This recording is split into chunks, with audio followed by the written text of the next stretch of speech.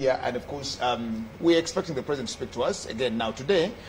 He's not coming for the COVID updates or the COVID addresses like people have actually known him, and here is where we are. Before we get into the State of the Nation address today, public transport has also come back on the road on the same day. I am sure the president is going to say something about that, but what could you say about that personally, from your own personal opinion?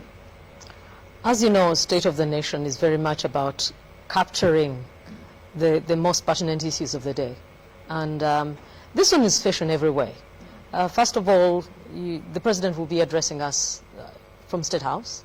It's usually done at Serena, in the International Conference Center there. It's also different. The number is radically reduced. There are usually hundreds of people at these occasions. Some of them diplomats, others MPs, religious leaders, bureaucrats, and so on and so forth. So there'll be, I think, in total, definitely less than 100, maybe half of that even. For that reason, it's a very different scenario from a year ago. A year ago, in full gear, the ceremonial... Work living in the old normal. Very much so. Life was very normal that time. There are some traditional ways of going about this, but this time does not allow. Covid is at the heart of everything today. But going back to what the president usually does on these occasions, he brings us up to speed concerning the status of the health sector, all the public sectors as we know them. Yeah, maybe people need to know that when the president comes to speak to us on State of the Nation address, it's not just a ritual that, you know, people celebrate these days. People celebrate Christmas, people celebrate Easter, people celebrate Eid because they know next year Easter will have to come, Eid will have to come. Yesterday we were in Namgongo, and there are people actually who do not even understand the meaning of the Uganda matters, but because the day has to come and they'll be there. So similar when it comes to the State of the Nation address, many people would want to say, well, now the president has been speaking to us almost every, because during this COVID period, the president has spoken to us 16 times in a space of about 2.5 months. Now it is not very common that the president speaks to you twice a week. He speaks to you after every 1 week or a few days. He comes back and speaks. So people tend to think that, well, he's just coming back to again tell us the usual and the normal things and all the things, which I think is not the case. I think State of the Nation captures the pulse. It is an ear to the ground concerning where the nation is per time. For example, the very things that he highlights this time cannot be the ones of 2019. They cannot be the ones of 2018. The variables, they come and go. The most pertinent issues vary per time. So, of course, in this particular one, there will be very much attention on the health sector. Madame Ruth Acheng and her team have been at the heart of operations these last few months. He usually talks about security. He usually talks about the economy. He talks about regional dynamics. He talks about international obligations and interactions and so on and so forth. So he gauges what is most important at a given time and brings it to us in summary. Of course, he cannot speak about everything as it happens. That is not impossible. But they usually highlight, for example, the transport sector. I imagine he'll talk about it today. It has not rolled out as smoothly as we anticipated. There have been hitch-ups. Maybe because it's the first day. True. Yeah, it's the first day. But you would think, well, I guess there were dynamics that the drivers could not help or the taxi operators could not help. For example, the requirements to get back on the road are rather stiff. They're paying attention to their tires. They're paying attention to the insurance. They're paying attention to traffic tickets. So there are many people, and so on and so forth. There are many people who have not had those in order all this while. But I think the government this time around wants a well-oiled transport machinery. We don't really want the carnage of old. So that is one of the reasons for the delay in taxis being back on the road. And I think what I also think I should expect is in the wake of this pandemic, it has actually had to show us a number of things, new things. Remember, before this pandemic, we had rolled out the third National Development Plan, and the draft was already out there, being debated, being discussed before different stakeholders, Parliament, and all the things. And this is the time to actually launch it. Now, if it's not launched today, then it will be launched next week on Thursday as we read the budget. But remember, this phase actually climaxes, or it brings us to the end of the second National Development Plan. Now, in the second National Development Plan, we had about 48 pilot projects that were supposed to work on.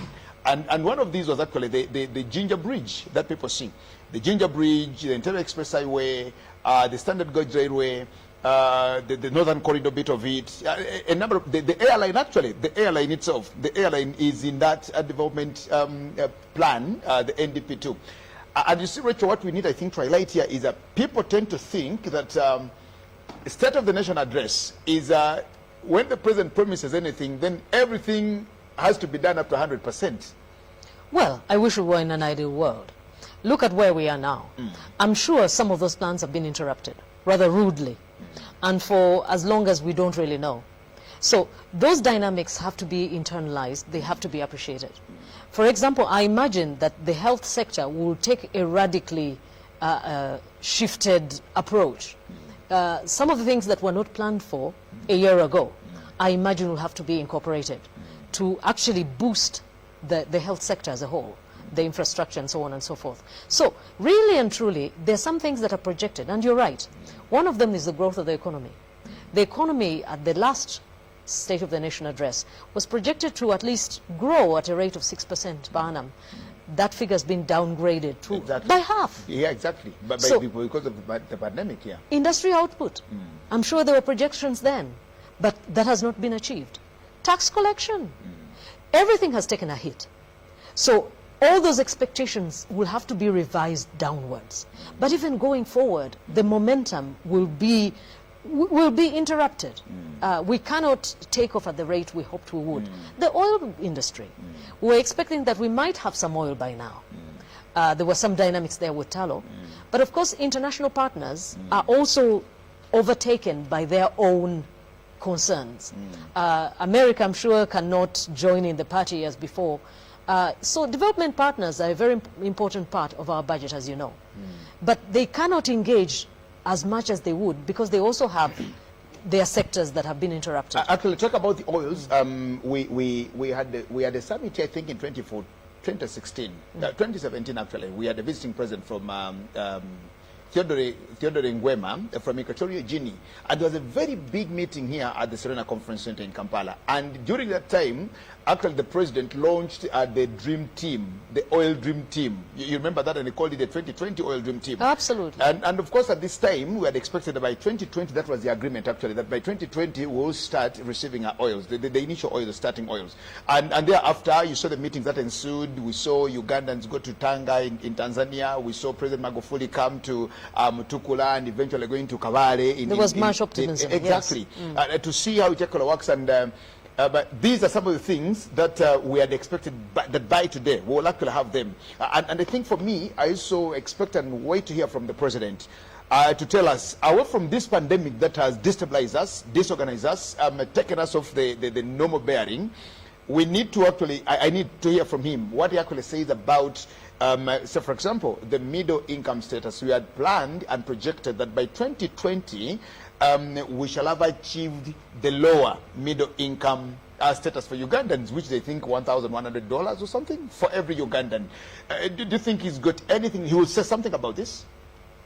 He may. In your thinking? He may, because State of the Nation address usually hints at where the budgetary priorities will be. Because the budgetary speech is not far from now. It's just next week on Thursday. So it will give us an idea concerning what we can expect a week from now. One of the things I'm expecting, you know how much emphasis has been placed on infrastructure development. They've been upgrading the roads left, right, and center. We've had quite a few bridges and quite a few dams. But I'm thinking that going forward, there'll be much more weight lent to the railway industry, as well as water transport. So those are things that will have come to modernize the arguments as we've had them for now. These are things that we expect, And we hope that the government will tell us how they will be handling these issues going forward. It's a different environment. The income has narrowed. It will take a while for the productive forces to get their act together. So what will happen in the next 6 months, for example? We are talking about, we need to hear about the interventions. The government, the president, talked about how much money would be pumped into the Uganda Development Bank to aid this effort of recapitalize UDB. Small and medium industry. Which I actually think is now going to be a priority. Absolutely. I think it's going to be a priority now, having seen what COVID can do to people and to people's business and all the things. And I think, it has to get there. Because when people are now crying foul with the banks and the loans that they have everywhere, businesses have been disorganized. The tourism industry, for example, hotels and all these other eco settings. I think along those lines, recapitalizing UDB is going to be an important thing here. Along those very lines, there are a number of issues that actually need attention at this time. For example, the banks. I have an aunt who's a teacher. She's a government teacher in some part of Busoga, Uganda to be exact. And the moment her account was credited with the salary. During this period? The bankers did the needful. She has a loan. So the bankers need their money? No, well, they're not listening. And because the money has come in, then why shouldn't we take it? They're not listening, yes. But the president had asked them to delay these sorts of actions. The people are in distress. So salaried workers, I don't know whether it's this particular bank or other banks are also still taking money from salaried workers. For as long as the money drops there, then they have to just pull it away. So those are the kinds of issues we need to hear about. These people have loan obligations. But will the banks stay action, which is due them? These people have agreements with the banks. The banks are supposed to remove this money at a certain period of the month. Are there government interventions that will cause these people to actually delay action? We're talking about schools. The other day, some of the people in that sector were asking the government to meet them halfway concerning teacher salaries, private schools in particular. They were asking the government to help them pay half the salaries of these people because they're strained on every hand. Will the government do that? The education sector, of course. How soon can we resume classes? How soon will the candidates be back? How long will this teaching by TV and by radio continue? How much will they put into the radios and the TVs for the airtime? So these questions were not important 1 year ago, but they are very important now. So the state of the nation flows with the tide. It is not detached with what is happening on the ground. That is why it is called the state of the nation. Exactly. And because you talked about regional dynamics, the other thing that I also expect the big man talk about is talk about the regional dynamics. Now, remember the last State of the Nation address that we had in June 2019, we had some animosity, I understand, between our country and, of course, Rwanda, the government in Kigali. And there were those issues. When all of a sudden the border at Ketuna was locked, they said, we're trying to upgrade the one-stop border point and all the things, until we later again discovered there were issues there that were beyond many of us to harness and to answer. And, of course, the expectation was that what is the president going to say about the animosity that the two countries have? And surprisingly, you know that the man spoke. He never said anything about. He never said anything about Uganda, Rwanda. He never said anything. That's a tried and true war general. Exactly. You see, we had all expected and said, let's hear what is he going to say about Kigali? What is he going to say about Rwanda? What is he going to say about our relationship with Rwanda? Now, this time round, we come back again for the State of the Nation address, and we still now have regional issues. Now, this time, regional issues are COVID related. Demands close the borders because the disease is coming from a foreign country. The demands on one side, but we can't commit suicide. We can't close the borders because of X, Y, and Z.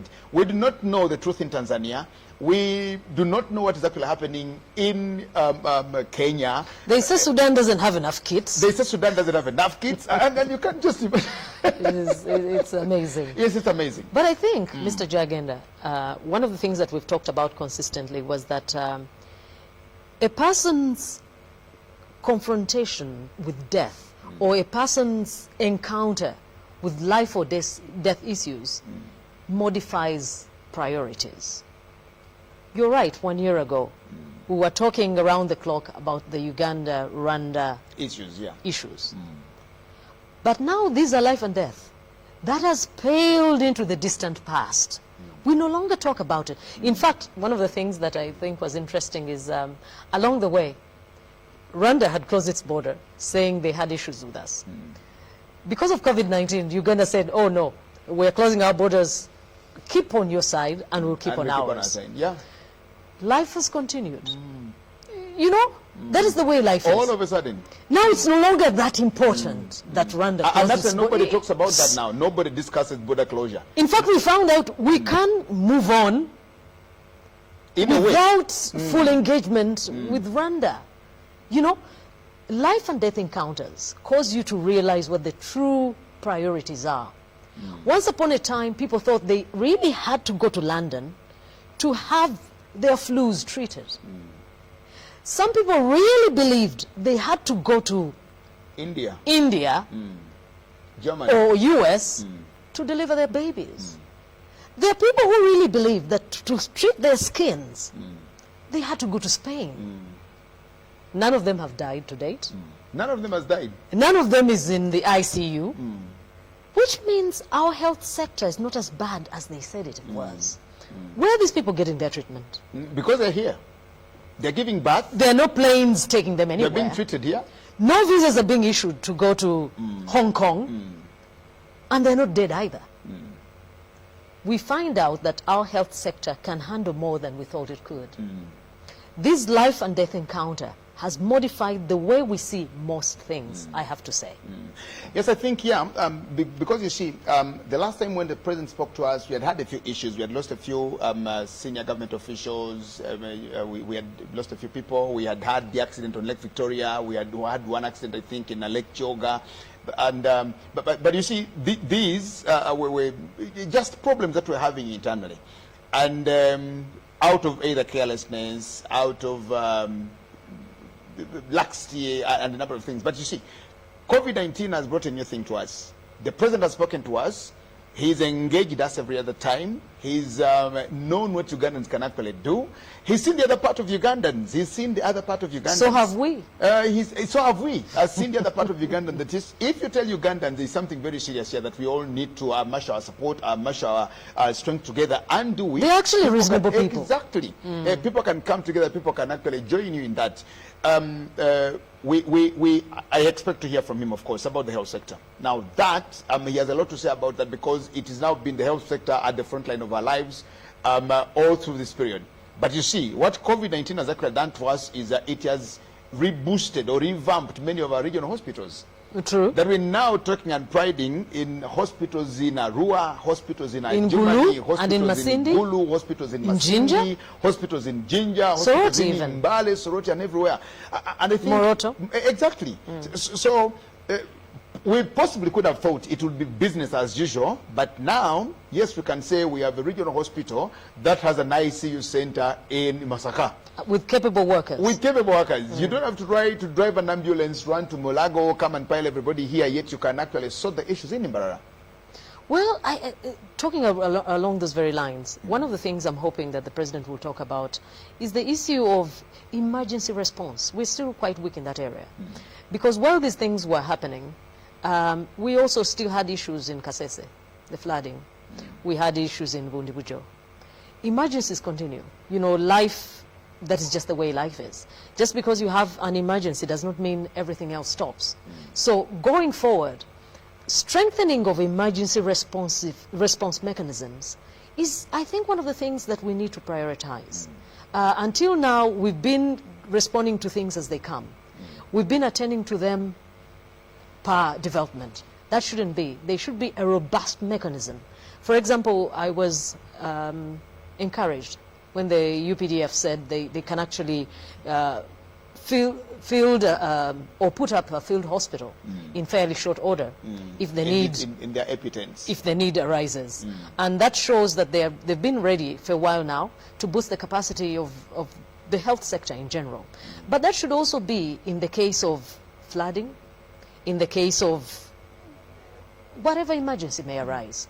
I think that is important, and it's high time that the government paid attention to that. You see what happened when it came to distribution of food. It took much longer than should have been because the mechanisms are not robust. The emergency response is not efficient. It's not even that effective. More attention needs to be paid to that. I don't know whether it's an issue of financing, I don't know whether it's an issue of planning, but something needs to be done in that area. This period have told us that the one thing that we can't do with is agriculture. We need to best and ensure that we are actually up to the task. And what I think needs to also be highlighted in the President's speech tonight is talking about talk about agriculture and maybe the silos. We need to know and see to actually how to do it. Because we've seen how we have struggled with food distribution and getting food, trying to procure, finding food here and there and stuff like that. And there's no need for this. Yet again, if government had its own silos, if government had its own food somewhere, and I think that's the way to go now. We now need to know that an emergency can come, just as we are doing the best for the hospitals, we're doing the best for all these things, I think it should be the same with the food somewhere. That is very true, because Uganda is in a position to produce surplus food. All the time, every time. In fact, that is even why the President entered an agreement with the Tanzania government not long ago to actually export some of our cane sugar. Sure. Because Uganda it's endowed. There's no other way to put it. But what has the government done with the surplus? We should be in a position to capitalize on what nature has bestowed upon us. And that has not been done very well. I'm glad that we have not had issues with fuel supply. Yes. I think there was improvement on the reserve capacity at Jinja and I think at Nakasongola. We have not had interruptions in the flow of fuel. That is very important. And I think that is one of the reasons why the President was insisting the borders exactly. have to and be able to... Ugandans couldn't imagine. Ugandans couldn't think about that you want to close the borders, but you're forgetting that your fuel is actually coming from somewhere else. You need to allow the trucks to drive and come with this fuel that we need. But I also couldn't even imagine about this thing. But I also have to let you know that the President has been very active in actually enhancing the capacity of rail and water transport already. I'm told that there is more action at the Jinja Pier. You know there's a pier there. And some ships from Tanzania and Kenya can actually dock there, bringing some of our cargo. I'm told there is enhanced activity there. Okay. Some exports are already coming by water and being taken by rail all the way to Pakwach. So this is really the future. Less emphasis on road transport, more emphasis on water and on rail. And I'm expecting that we'll hear more about that. Yes, I think we just had a glimpse, a peep into Parliament to see how they're actually organizing it there. Now, for the people, they need to know that normally this is an event that is...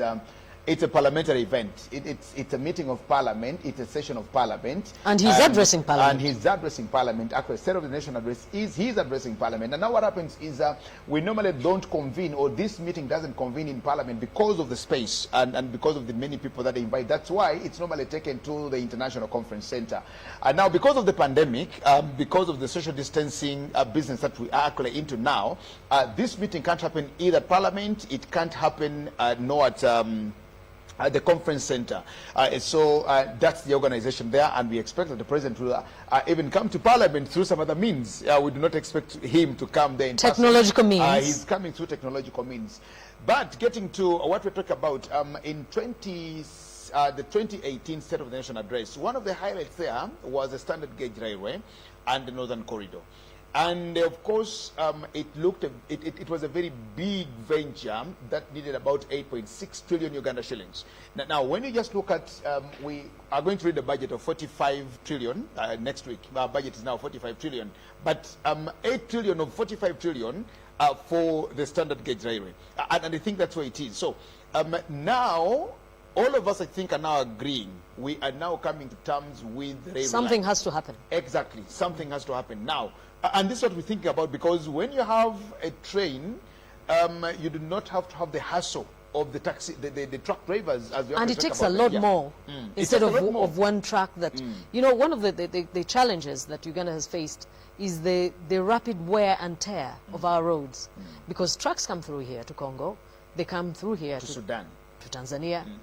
I'm sorry, all the way from Tanzania, Sudan, Congo, Rwanda. So there is high wear and tear. And in the past, before they had these way bridges or stations, there was massive overloading. And so they had to redo these roads every few years. So one of the things that there would be quite a bit of savings if rail transport is emphasized and water transport, then they wouldn't have to put so much emphasis on redoing these roads. But also, developing the capacity of these other means also provides work for other sectors where employment has been a very small part of the whole employment picture. So it has many benefits. It is not just about efficiency and effectiveness, but it's also about saving money for the economy and improving the chances of employment for our people. So this is a good time for many of these measures to be passed easier than it would have been in the past, because the president has labored to make these arguments, but people thought they were too high and lofty. They thought they were things that no one could actually relate to, but it has come, these chickens have come home to roost. We now understand if we don't pay attention to these things, we'll pay, either now or later. Or summertime. And I think it's also important to demystify the argument of Chichechpia. What's new in this thing? I think we just do not have to ask for new things every other time. We need to complete projects. We need to run through a project, complete it, do it, finish it. But because many of these government projects that we talk about are not 1 year's projects. No. These are projects that, you remember, we have the Vision 2040, we have the development plans, then we have the financial years. Now, what we're going to do is we are supposed to hear for accountability of just a financial year. Now, this is just a small component of the bigger dream, of what we're supposed to achieve. Now, you can't convince, or you can't say, really, we want to build a pipeline or a refinery, and this thing is going to be done in 1 year. That we start it now, such that by the next State of the Nation address that we get there, we must have this pipeline or refinery or anything. No, it doesn't happen like that. There are sequences of how this, and I think this is where Ugandans fail to understand some of the things, is they will say, but we've had that again. We've had him talk about that, we've had him say that. So but it's still important. But it's still important, yes. I'll give you an example. For example, I expect to hear from him concerning the environment. The environment. Do you know what the environment has become? It has become a driver of everything national. You can no longer make substantive or good policies that don't involve the environment, because you'll make these wonderful projections and they'll be swept away by the water. There are people we know who have developments along lake shores who are in trouble as we speak. So what is going to happen going forward? Where does NEMA go from here? NEMA has always said they lack not just the resources, but even the manpower to enforce many of the things that are on the books. So are they going to do more? Then the people who are already there, are they going to really make sure they move? We know what has caused the trouble with the swamps. We know what has caused the trouble with all the water that has been accumulating in the lakes. These things are not mysterious. Scientifically, we know why this is happening.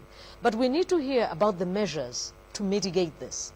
For example, when it comes to forest cover, how much more progress can we expect over the next 12 months? What is being done to make sure that the forest cover is really what it should be? The degradation of some of these mountain slopes, for example. If you're talking about Bundibujo, if you're talking about Western Uganda or parts of Mbale, some of the problem has been caused by the massive degradation of our environment. What is going to happen in those cases? So these are the sorts of things that we need to hear. Yes, they've been spoken about 100 times, but they're still needful.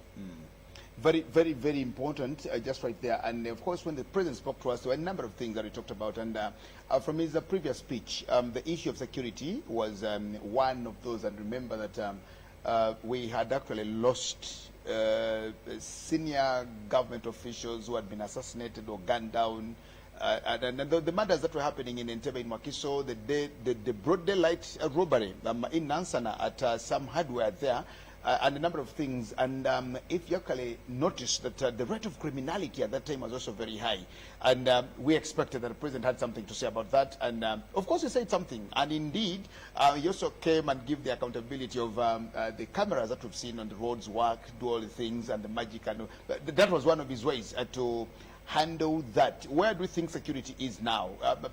Because we've concentrated on COVID and actually forgotten that even the terrorists, I think, are also planning, the robbers are planning, the bad people are also planning what they want to plan and all these things. Well, there are some people who always wonder why security expenditure is classified. There are people who always wonder why it's always high. But the cost of peace is very high, by the way. One of the reasons why America does not go to war with Russia or China, the cost is impossible to think about. Remember, China has nuclear weapons, Russia has nuclear weapons, so they would destroy one another. So the peace has been kept because they know the cost of attacking the other man is too much. That is how peace is also kept in these parts. Once they know that the police is well equipped, the police is responsive, they're well trained and so on and so forth. When they know that these people are organized, crime goes down. It's just a natural way that these things work. But you were asking where this whole peace thing is. Security. Interestingly, the COVID-19 situation has driven crime really down, except for domestic violence. The criminals are always most active after 10, after midnight. We had this unique variety that killed people in broad daylight. The people who took down Honorable Abiriga, the people who took down Afande Kawesi, those are a different variety. Those ones are sophisticated people. They're another class. They're another class, They're in another short. class, yeah. But the average criminal acts within known time frames, acts in ways that are predictable. So the curfew has very much brought those to a standstill. In fact, I was wondering to myself, what would happen if there was a curfew at 10 o'clock, for example, for the next 1 year? Would these criminals stop this criminality forever? So the vigilance of the security officers and the fact that the movements of these people have been curtailed has worked wonders against criminality. It has really done that. And you see, when there was this supplementary budget for COVID, you remember where we had the 10 billion of the members of parliament, and there was this discussion of should they take back the money, what should they do with it, and a number of things, that discussion. Well, Parliament is just right there getting ready, members of Parliament arriving, and but they ought to have started it earlier. But you see, it's an issue of members of Parliament, so they are arriving just right there for those who will be there. And I don't think there'll be very many. No, they won't be very many.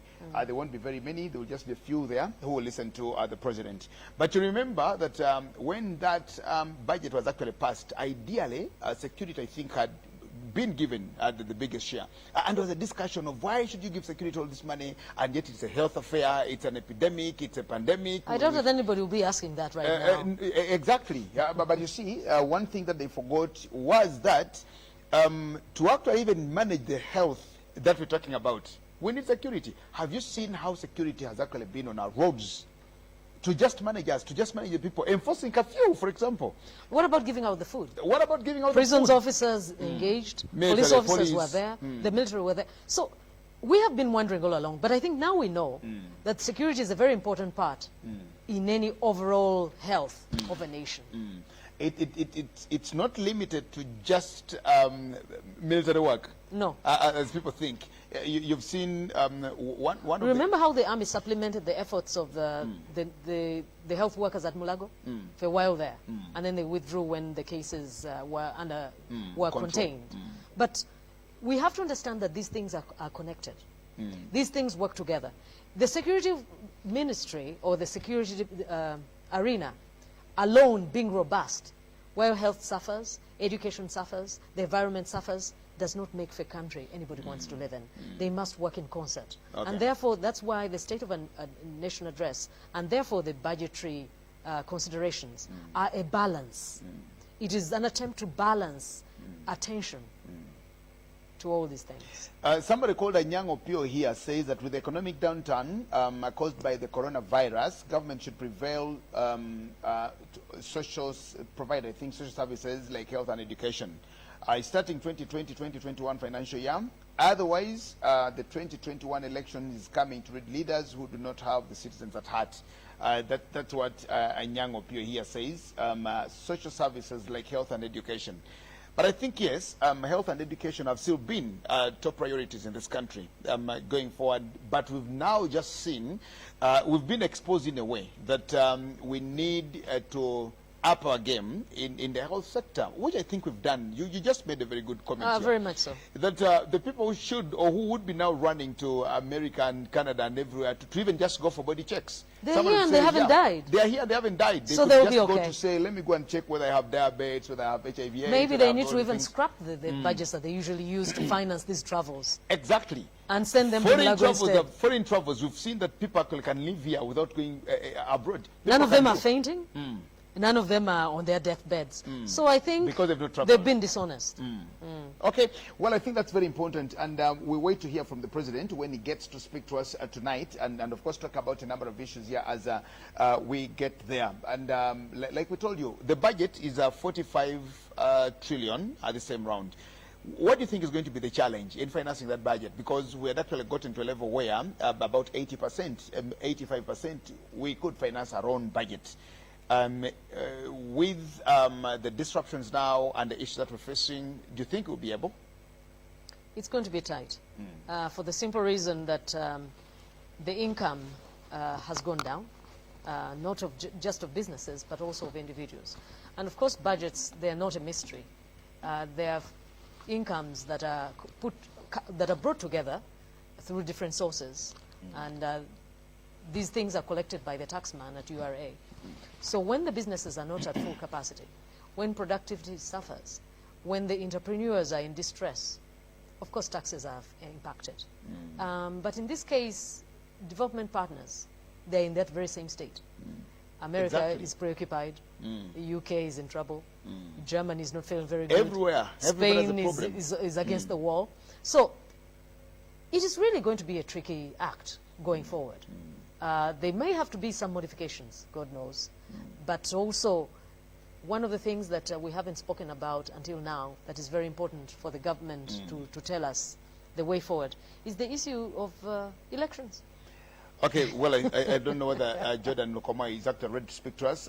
Jordan Lokoma is out in the field there, and he's with Professor Nwagebe, and very shortly. If Jordan, you're actually watching us and you are already out there, you will please just let us know, and we see how to connect to you and get to you. True. So everybody's wondering, elections or no elections? Postponed, held in time, what will happen? But of course, elections come with implications. It's okay. So if keeping up with budgetary projections, because I'm sure if things had gone as they should, then the elections would be very much at the center of this coming budget that we expect. But if they are put off, I'm not saying they will be, but if they are put off, it means that there will be some modifications here and there. Political actors, they're being rendered idle for now. But as a nation, we have to pull forward. These are things that we have to understand that emergencies sometimes overtake what we're used to dealing with per time. That doesn't mean that these things will not happen, but it means that we'll have to do things differently. Going forward, since the president is the chief political actor, we expect to hear from him. What will he be doing and how will he be doing it? What will change and what will not change? Will the budget be minimized? Will the campaign period shrink? These are all things that we're waiting eagerly to hear about going forward. Okay. Well, thank you so much, Rachel, here. And I'm just being told that Jordan Lokoma is actually ready where he is. Jordan, can you hear me?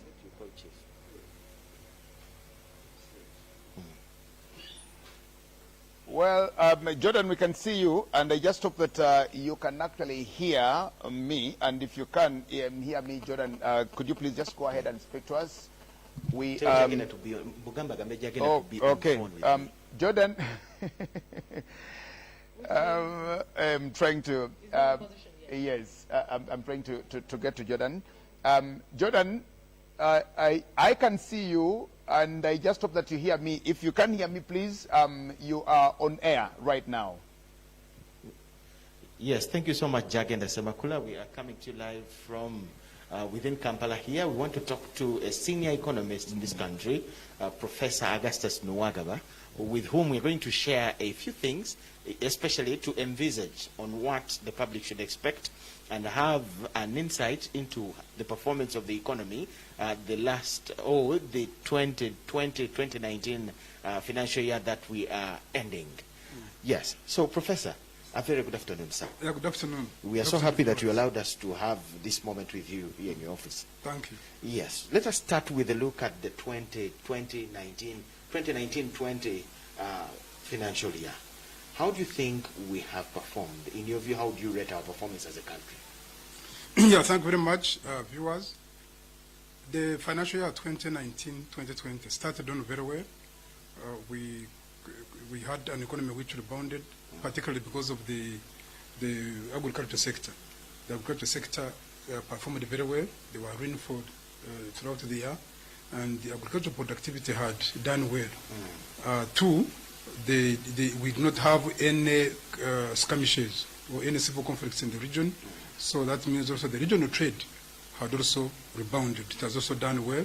So both on the internal and external front, the economy was doing well up to the end of the second quarter, which means from July 2019 to December 2019.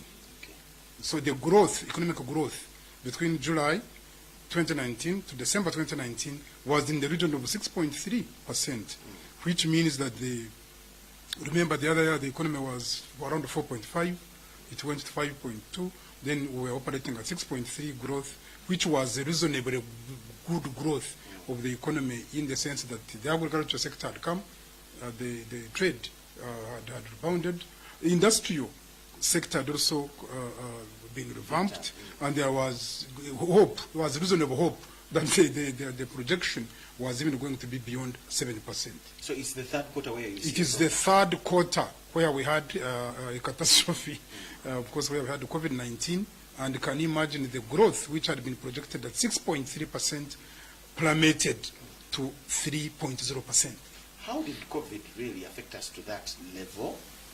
Moreover, in the third quarter, when we had performed almost 3 quarters of the year, just 1 quarter like this, what did COVID-19 do?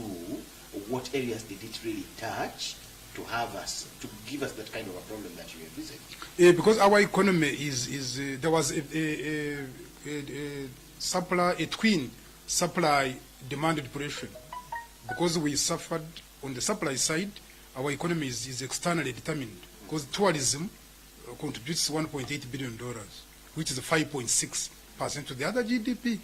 Got total GDP growth of about $28 billion, 1.8 per year is remittances from tourism. That one we did not have in the third quarter. Two, why did it not come? Because of the fact that the other economies, UK, US, the epicenters where COVID-19 hit hardest is where our people are. That's where our people who in Kovac are, the people who work in UK, in US, in Italy, in Germany. That's where most of the people, Ugandans, who remit here some money are. So that epicenter was affected, so we couldn't get remittances. And then two, these epicenter in Europe and also in the US also constitute over 90% of tourism. So the entire, therefore, tourism sector here is also externally determined. It is externally determined, and it generates approximately $1.5 billion. Okay. So we lose $1.8 billion of the remittances. We also lose approximately $1.5 billion from, we don't make, it's not the whole loss, but with a very substantial, each sector each sector contributes significantly. So once there is a significant fall, then of course we have a significant negative. I still see a problem, Professor. So relying on those two, when we already have agriculture that may be a domestic cash cow, and other sectors here at home, if they were really taken care of that seriously, would we really complain if tourists had been affected and things like that? No, Can't we rely on our agricultural sector? Yeah, the Uganda's GDP, in other words, Obugaga Bwa Uganda, where we get the riches in Uganda, is not tourism or is not those remittances. Actually, most of the riches, most of the output that determines our GDP is in fact services. It's actually services. They contribute almost 50% to the entire GDP. What are these services? It is banking, it is telecom sector, it is these services, the hotels, where these people work in these hotels, of course the borders, all these big services you see, they contribute almost half. And remember, what COVID-19 did was through lockdowns. It was completely completely shut down of these services. So when there was shutdown of the businesses, shutdown of hotels, shutdown of borders, taxis, these are intermediaries. These are intermediaries for other business enterprises, especially small-scale enterprises. So when they were halted and there were lockdowns, it means that now these small and medium enterprises do not have intermediaries, do not have now somebody to feed. The workers, where would they travel? Who is going to drink your water? Who is going to eat your food? So all these saloons, welding, carpentry, all these which employ, most of these, almost 80% of the employment is determined through SMEs, small and medium enterprises. So all of those shut down. Actually, this was one of the greatest problems. In particular, as a sector, how has COVID-19 affected agriculture? The agriculture sector has suffered the full brunt of COVID-19 in 2 ways. One, the sector has suffered the decline in prices. Prices plummeted. And I'll give you examples. Milk, a liter of milk in January was 1,200. Now a liter of milk in around April 16th, mid-April, was 200 shillings, 300 shillings. So the price fell by over 75%.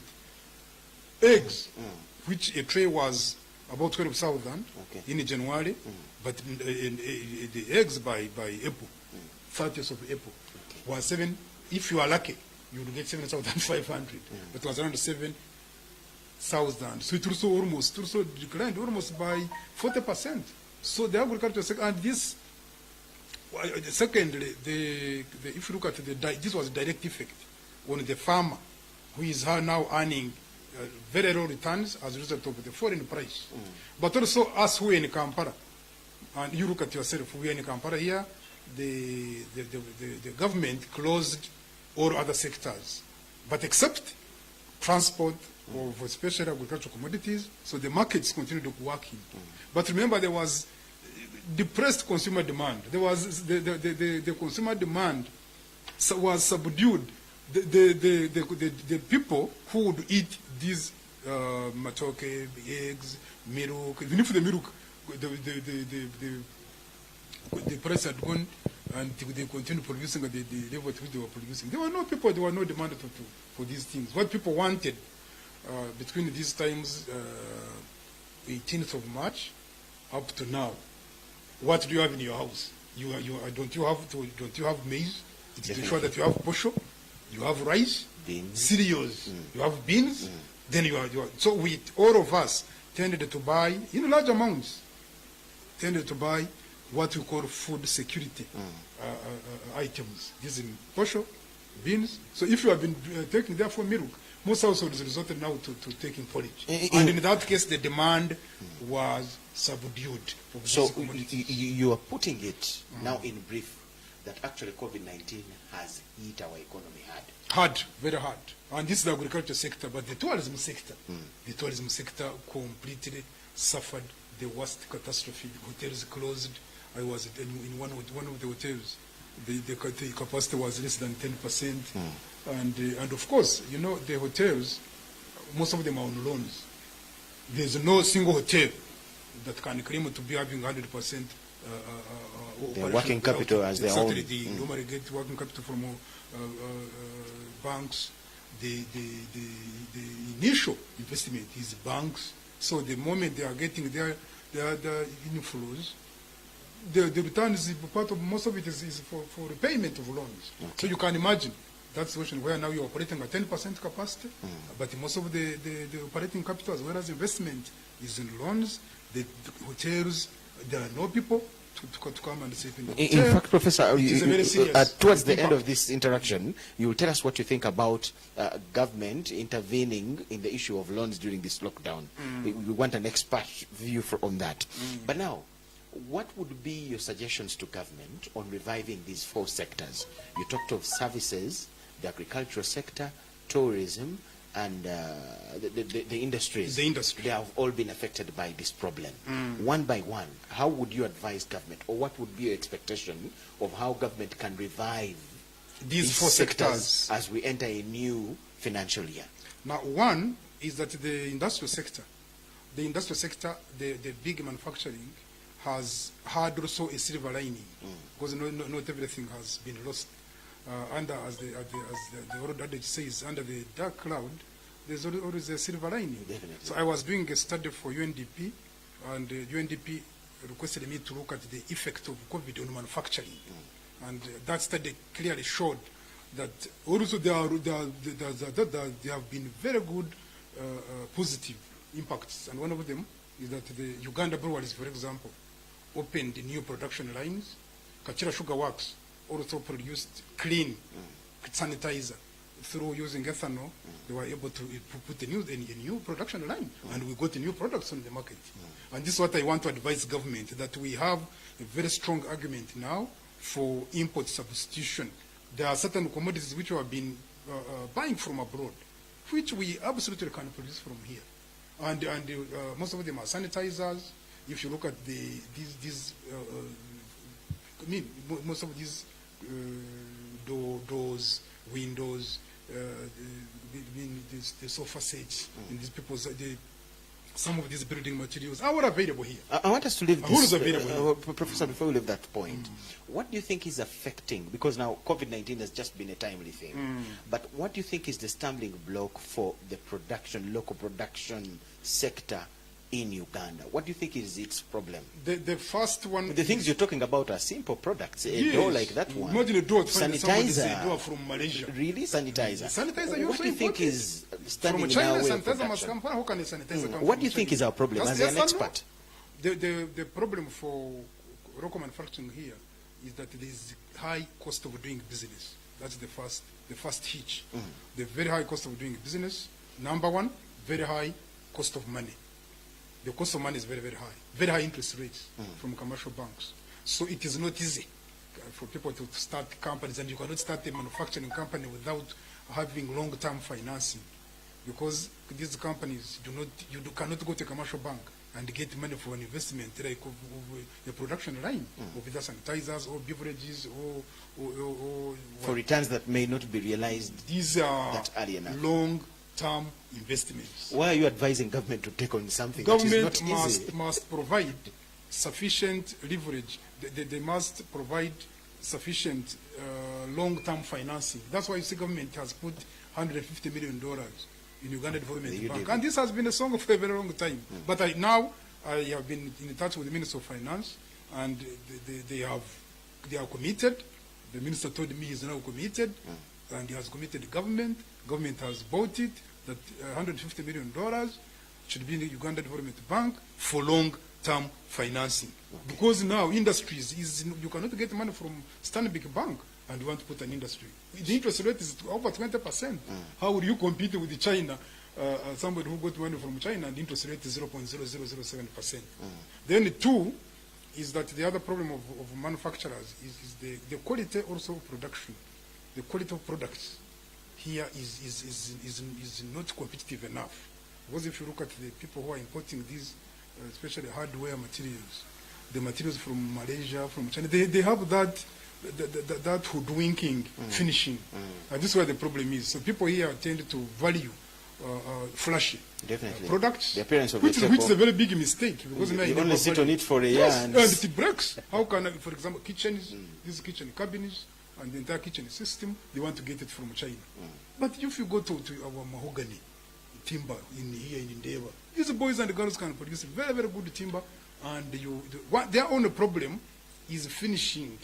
And of course, when you see the finishing, in Malaysia compared to our finishing here is that what your government needs to do is to, first of all, avail financing for getting small machines, which can just remove, absorb moisture. So the problem you see with our local production, the gap you see is with financing. Financing, it's just financing. That is with our local. And also, of course, the other gap is cost of production. If you look at electricity, yes, we have had government has done well in the dams. Karuma Dam, 600 megawatts. The Simba 400 megawatts. That's a southern. Now we have almost. And our grandfather. We have very reasonable now megawatts of electricity, but the cost still is prohibitively high. How can we reduce that cost?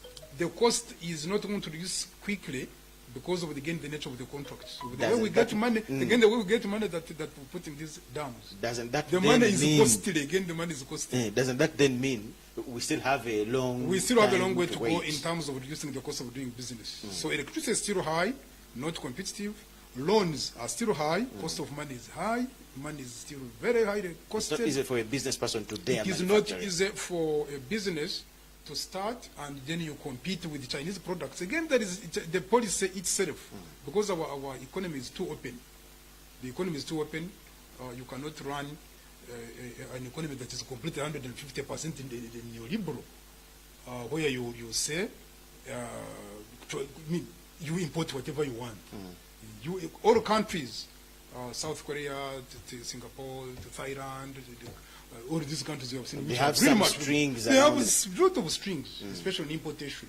You cannot import freely a commodity which can be produced domestically at home. Let us go to agriculture. Why? So you say here government has to ensure, find a way of lessening on the cost of the money, the cost of production, and the cost of the loans and things like that. Exactly. How about agriculture? What do you think government has to do to revive the sector, the agriculture sector, as we get out of the COVID situation?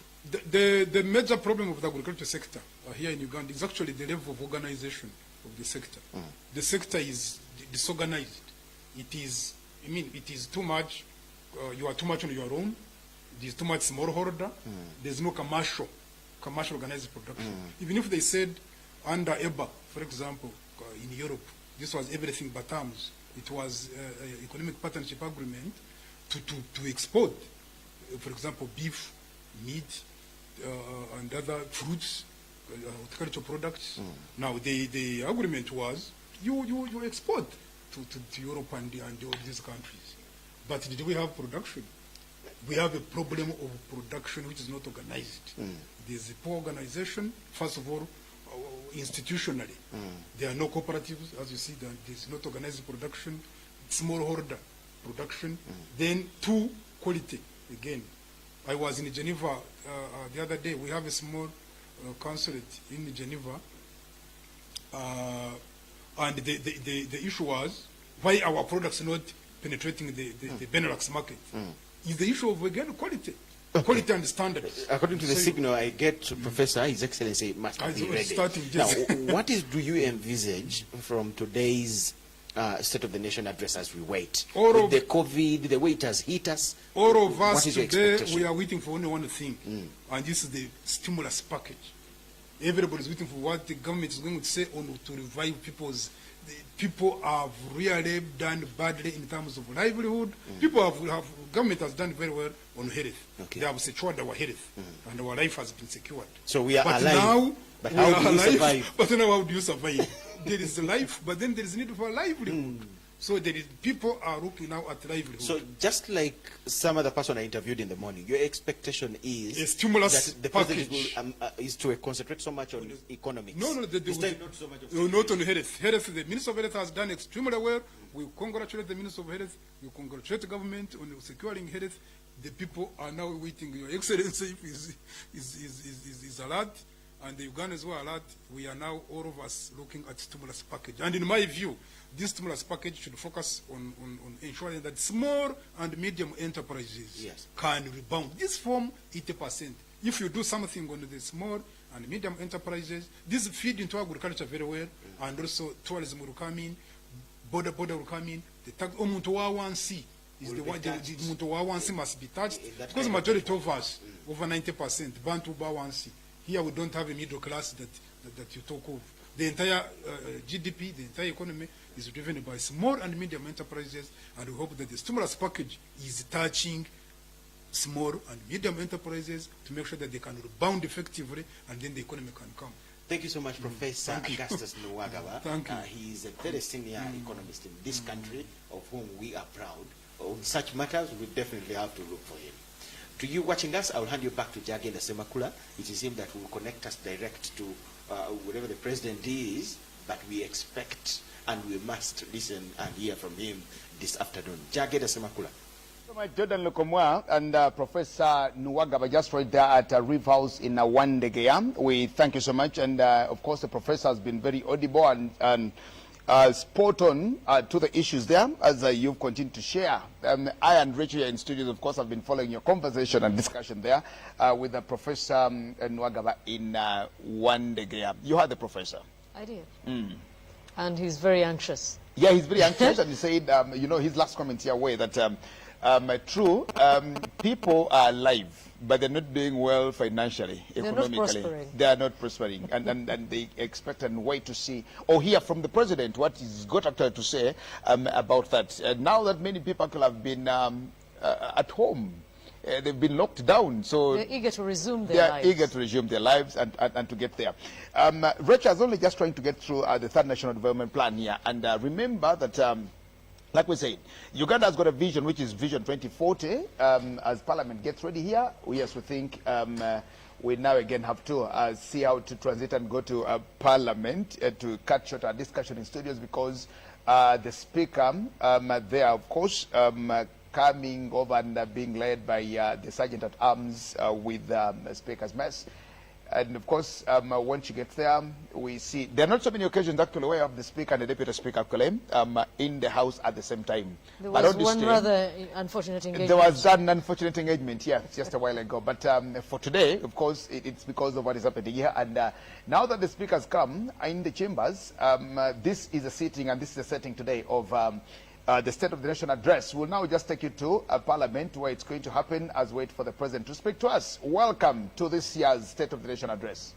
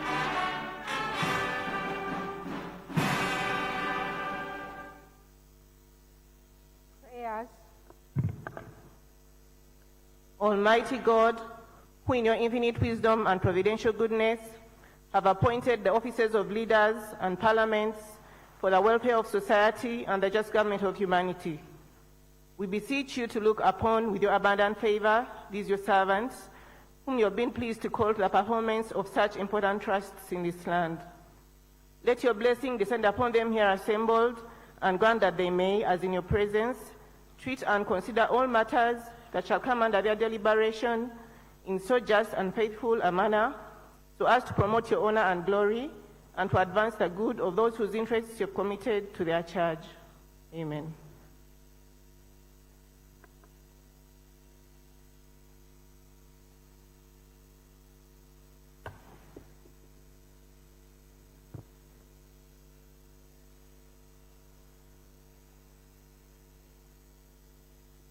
Item 3 on the order paper, proclamation by the Right Honourable Speaker of Parliament. Now, members, statutory instrument number 72 of 2020, proclamation by the Speaker of the Parliament of Uganda.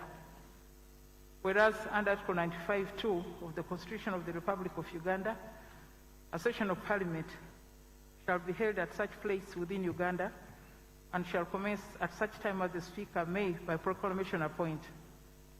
And whereas the fourth session of the 10th Parliament commenced on the 6th day of June 2019, and Parliament was prorogued on the 2nd of June 2020. Aware that the President of Uganda is required under Article 101, Sub-Article 1 of the Constitution, to deliver to Parliament an address on the state of the nation at the beginning of each session. Noting that it is expedient that Parliament receives the address of the President on the state of the nation, now therefore, in exercise of the powers conferred upon the Speaker by Clause 2 of Article 95 of the Constitution, I hereby proclaim that Parliament shall sit at Parliament buildings on the 4th day of June 2020 at 1400 hours to receive the State of the Nation address from the President. Given under my hand at Parliament House, Kampala, this 26th day of May 2020, Rebecca Kadaga, Speaker of Parliament.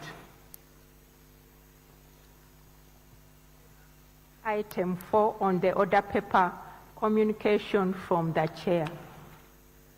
Now, members, I would like to inform you that this morning, the Constitutional Court made a ruling on the issue of our colleagues, the Honourable Bassman Vasarira, MP for Vigilance Municipality, Honourable Yoda Tumwesige, Sherman Municipality, the Honourable Patrick Kochan of Apache Municipality, the Honourable Indore Tassis of Uganda Municipality, the Honourable Hashim Suleiman of Nebi Municipality, the Honourable Loki Abraham, the MP for Cottido Municipality, and the court says the applicants have satisfied the conditions necessary for grant of stay of execution. They have granted the stay of execution in the following terms. A, the decision, decree, and orders of the Constitutional Court in Constitutional Petition number 20 of 2018, delivered 27th December 2019, are hereby stayed, pending the determination of the applicant's intended appeals or until further orders of this court.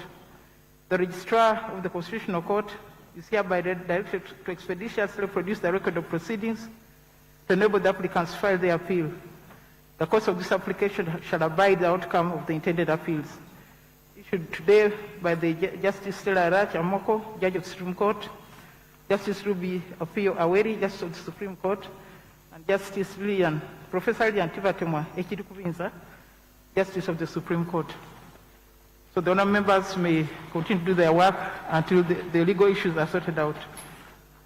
Secondly, honourable members, you may recall that on 2nd June 2020, the House amended its rules to provide for a virtual parliament. The House, among others, was expanded beyond the physical presence of members in the chamber of Parliament to include virtual presence via a designated digital platform.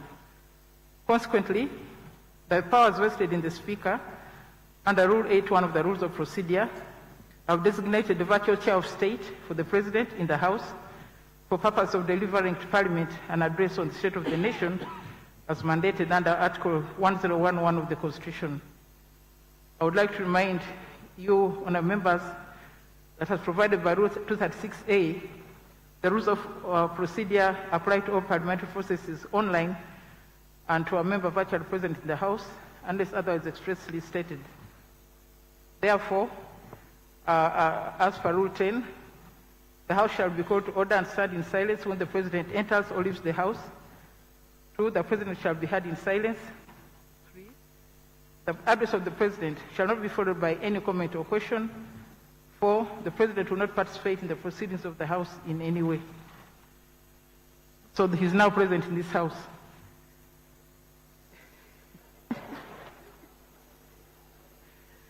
Your Excellency, the President of the Republic of Uganda, First Lady, Your Excellency, Vice President Mr. Edward Sekandi, my Lord the Chief Justice, Right Honourable Deputy Speaker of Parliament, Right Honourable the Prime Minister and Leader of Government Business and the Deputy Prime Ministers, Honourable Ministers, the Leader of the Opposition in Parliament, the Ministers of State, Dean of the Diplomatic Corps, Honourable Members of Parliament, the Head of Public Service and Secretary to the Cabinet, the Chief of Defence Forces, the Inspector General of Police, Commissioner General of Prisons, ladies and gentlemen, I welcome Your Excellency, our guests, together with the honourable members, to the State of the Nation Address, which signifies the opening of the 5th session of the 10th Parliament.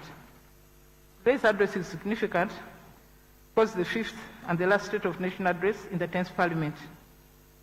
Indeed, today we are operating using a hybrid of virtual and physical Parliament, as the address will be managed from 2 venues, partially in State House and partially here. But Uganda Parliament is not alone in this situation. Many parliaments are facing many challenges to their effectiveness. The current COVID-19 pandemic is stretching the capacity of Commonwealth parliaments to remain fully functional, requiring costly resources, specialist services, and with the ability to be rapidly adaptive to the new ways of working. To survive such pressures, parliaments need to have robust leaders, services, and finances to respond to such pressures. Your Excellency, following your first address to the nation on the COVID-19 pandemic, my office contacted the Ministry of Health and the World Health Organization in Kampala, requested them to provide specialists and technical information to determine whether the measures in place at Parliament could provide safe access and use of the parliamentary facilities. I'm glad to report that upon receiving the observations and recommendations from the WHO team, we instituted various precautionary and safety measures and improved on the facilities available to enable Parliament to operate as follows. Committees were suspended except those which had urgent business to process. Access was curtailed to visitors to Parliament. Body temperature checks were instituted at the main entrance of Parliament, together with hand washing and sanitization.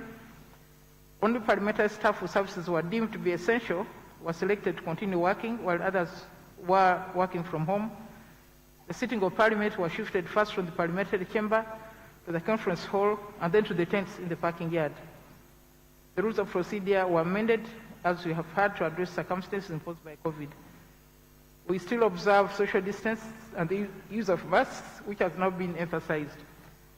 We introduced a hiding system of deliberations in Parliament, which some members will be allowed to participate through a virtual system, while others are physically present here.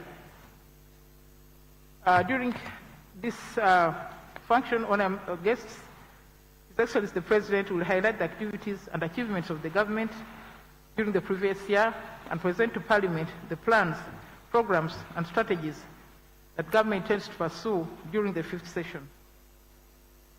I want to thank the chairperson as a member of this House because it's because of their continued commitment and vigilance that we have been able to continue getting business for the plenary and also handling our constitutional obligations like the budget and the revenue collection bills. Your Excellency, in terms of legislation, the 4th session has put up a commendable performance as Parliament has enacted 25 bills as compared to 11 in the 1st session, 17 in the 2nd session, and 26 in the 3rd session. We need to mention the Kampala Capital City Authority Amendment Bill, which was finally passed, having moved back and forth since 2015. But which is noteworthy, that Parliament lost a total of 35 working hours in terms of plenary sitting as a result of the inset of curfew at 7 p.m. because we had to close business at 5.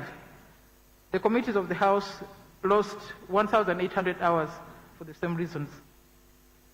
3 private members' bills were passed in the 4th session, namely the Institute of Parliamentary Studies Bill 2020, the National Local Content Bill 2019, and the Law Revision Penalties Criminal Matters Miscellaneous Amendment Bill 2015. We also had the Human Rights Enforcement Bill earlier in the year, and Minimum Wages Bill. The Institute of Parliamentary Studies Bill is intended to play a great role in providing training for legislators at the national, district, and parliamentary staff and other public servants within Uganda and the East African region. The National Local Content Bill was moved and passed a few weeks ago. The bill seeks to impose a local content obligation on a person using public money or utilizing Uganda's natural resources or carrying on an activity requiring a license, among other things. The Law Revision Penalties and Criminal Matters Miscellaneous Amendment Bill 2015 was moved and affected the following laws: the Penal Code Act, Anti-Terrorism Act, Uganda Police Defense Forces Act, and the Trial on Indictments Act. The aim was to remove reference to the mandatory death penalty prescribed by those laws and to restrict the application of the death penalty to the most serious crimes by converting maximum penalties prescribed in those laws into other penalties which are detailed in the Act. Your Excellency, you returned 2 bills to this House, the Minimum Wages Bill 2015 and the Genetic Engineering Regulatory Bill 2018, which is yet to be considered again by the House. Your Excellency, in your wisdom, withheld consent to those bills and returned them, and I will implore the members to look more carefully and see how we can deal with the remaining part of the bill. Excellency, Article 94B and Rule 120 and 121 of our Rules of Procedure permits members of Parliament to move private members' bills, and members are increasingly using this opportunity to seek leave of Parliament to present their bills.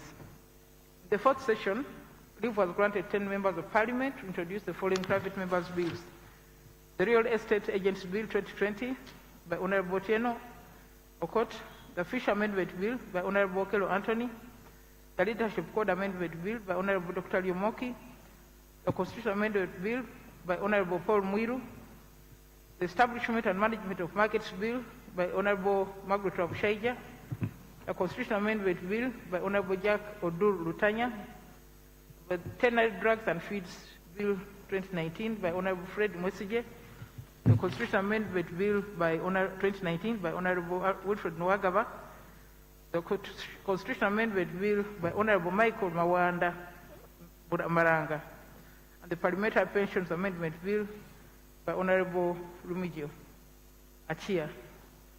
Your Excellency, there are many areas in our jurisprudence that require new legislation, and this is not being addressed as expected by the government. It is therefore necessary that government expeditiously reviews the laws on our statute books, and following the enactment of the Law Revision Act 2019, many laws were passed before and immediately after independence are now archaic and out of touch with the current realities.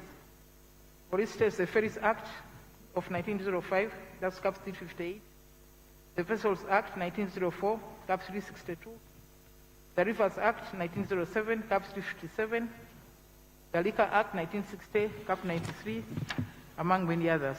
I therefore urge, Excellency, that the Uganda Law Reform Commission and also the past Parliamentary Council be supported to work on updating our laws. We look forward to Cabinet's expeditious handling of the outputs of the first Parliamentary Council. In terms of oversight, Parliament was able to handle the following. Resolutions passed to authorize government to borrow 9. Resolutions to grant leave for introduction members' bills, as I've already indicated, were 10. paying tribute was 6. Other resolutions on various matters, 28. Ministerial statements considered, 105. Statement by the Leader of Opposition, 1. Urgent questions responded to, 314. Questions for oral answer responded to, 8. Questions responded to during Prime Minister's time, 252. Committee reports adopted, 15. Statements by members, 5. Reports of parliamentary delegations, 20. Report by the Leader of Opposition, 1. Response by Leader of Opposition to the State of the Nation Address, 1.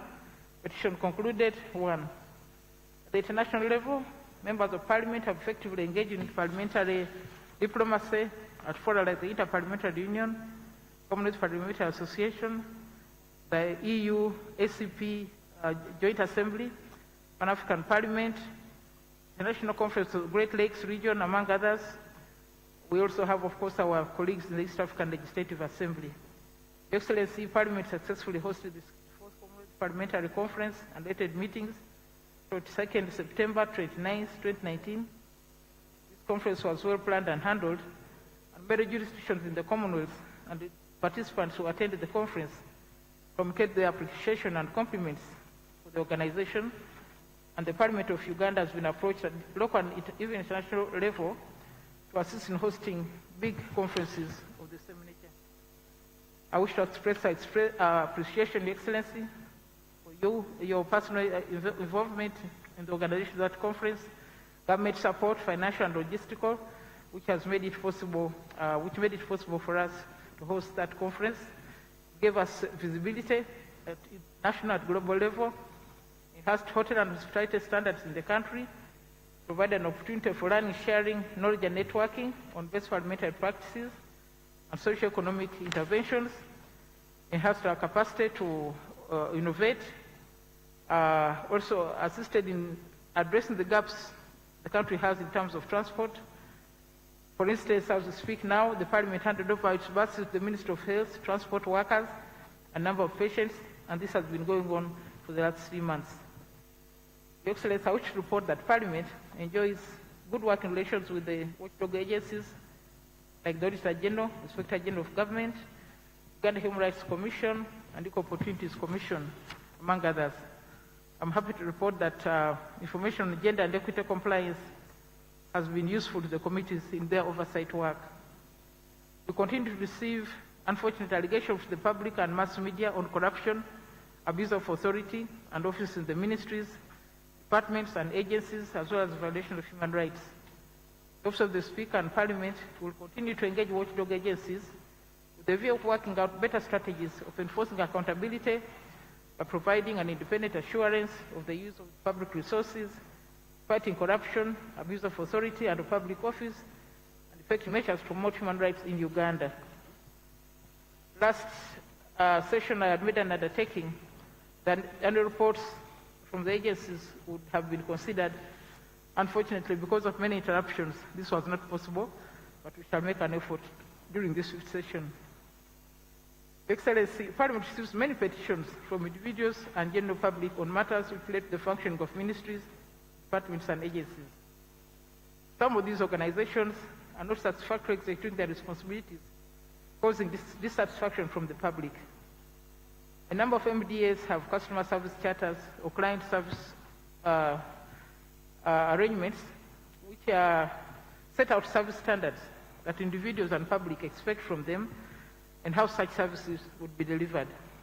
In terms of complaints handled and dispute resolution, MDAs need to improve so that complaints and disputes are dealt with quickly and clients are informed about the progress and outcomes of their complaints or disputes. MDAs also need to carry out sensitization to the use of mass media, public outreaches, to explain what the responsibilities entail. Once that is sorted out, Parliament will be able to handle more business as well as complaints before the Parliament as petitions. However, Your Excellency, there is a matter that has repeatedly come to this House since October 2013. This concerns the money owed to the Uganda-South Sudan traders. Following the complaints, the Government of Uganda held negotiations with the Government of South Sudan, has agreed that the Government of Uganda commits to pay US dollars 41,623,513 owed to the Uganda-South Sudan traders by the government of the Republic of South Sudan. Parliament has carried out its role in respect to that matter. To date, however, many of the small traders have not been paid. This is unjust and inconsiderate for Ugandans to continue to be treated like this. Excellency, I call on your intervention so that these traders' payments can be settled. In the same vein, a number of court awards from statutory tribunals remain unpaid for a very long time. These cases require urgent redress. Unfortunately, ultimately, they end up in Parliament as petitions. Your Excellency, this date marks the commencement of the 5th and last session of the 10th Parliament. It is worth noting that presidential, parliamentary, and general elections are scheduled this particular session. This means there will be limited time available to Parliament to handle business. Once party nominations take place, it will be difficult to balance the public responsibilities as well as individual interests until after the general elections. I therefore urge the Prime Minister and leader of government business to ensure that government business deemed important or urgent be brought to the House within the first 2 months of this session to enable a committee to process them in time for Parliament's consideration. Parliament has continued to engage the public in activities both in Kampala and outside Kampala. Committees have carried out field visits and engaged the public on various bills, policies and programs to seek their input. Parliament has also conducted outreach programs, the Parliament Health Week, Parliament Week, Science and Technology Week. The committees held 845 sittings during the session and carried out 44 outreaches in various parts of the country. I would like to thank the government for the resources that have been availed to Parliament for its operations. Without this financial support, the achievements enumerated above would not have been possible. Today, a few of our members have not been able to attend. The Honorable Katol Wama, MP Rubaga South, is still hospitalized. The Honorable Francis Zake is equally indisposed. Honourable members, as the practice, the business of Parliament we had before the House was prorogued have been saved. I call upon the whips to expedite the process of assigning members to committees in line with the rules of procedure. As usual, we assign the independent members to committees. On behalf of Parliament, I welcome you all to the State of the Nation address and appreciate your kind response to our invitation despite the circumstances. Thank you very much. Item 5. President of the Republic of Uganda, by the Speaker of Parliament, delivered the State of the Nation address. Whereas under Article 101, Clause 1 of the Constitution, the President has to deliver to Parliament an address on the State of the Nation at the beginning of every session, and whereas the Speaker has just proclaimed the commencement of the 5th session of the 10th Parliament of Uganda, now therefore, as Speaker of Parliament, I now invite His Excellency the President to deliver to Parliament an address on the State of the Nation this 4th day of June 2020. Excellency, you are welcome to address Parliament and the country.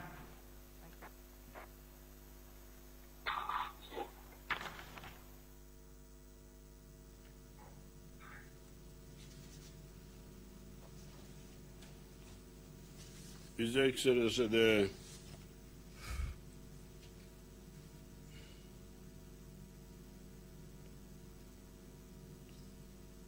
His Excellency the Vice President,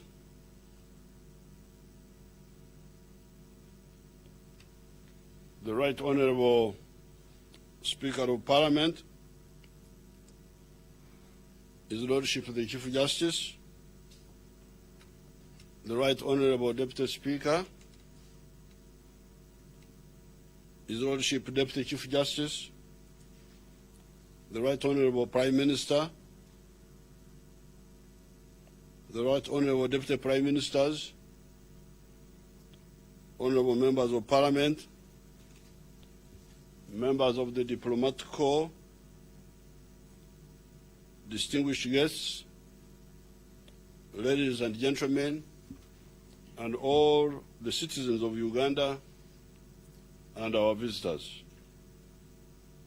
Madam Speaker, in fulfillment of the constitutional requirement under Article 101, Clause 1 of the Constitution of the Republic of Uganda, I am here to deliver the State of the Nation address 2020.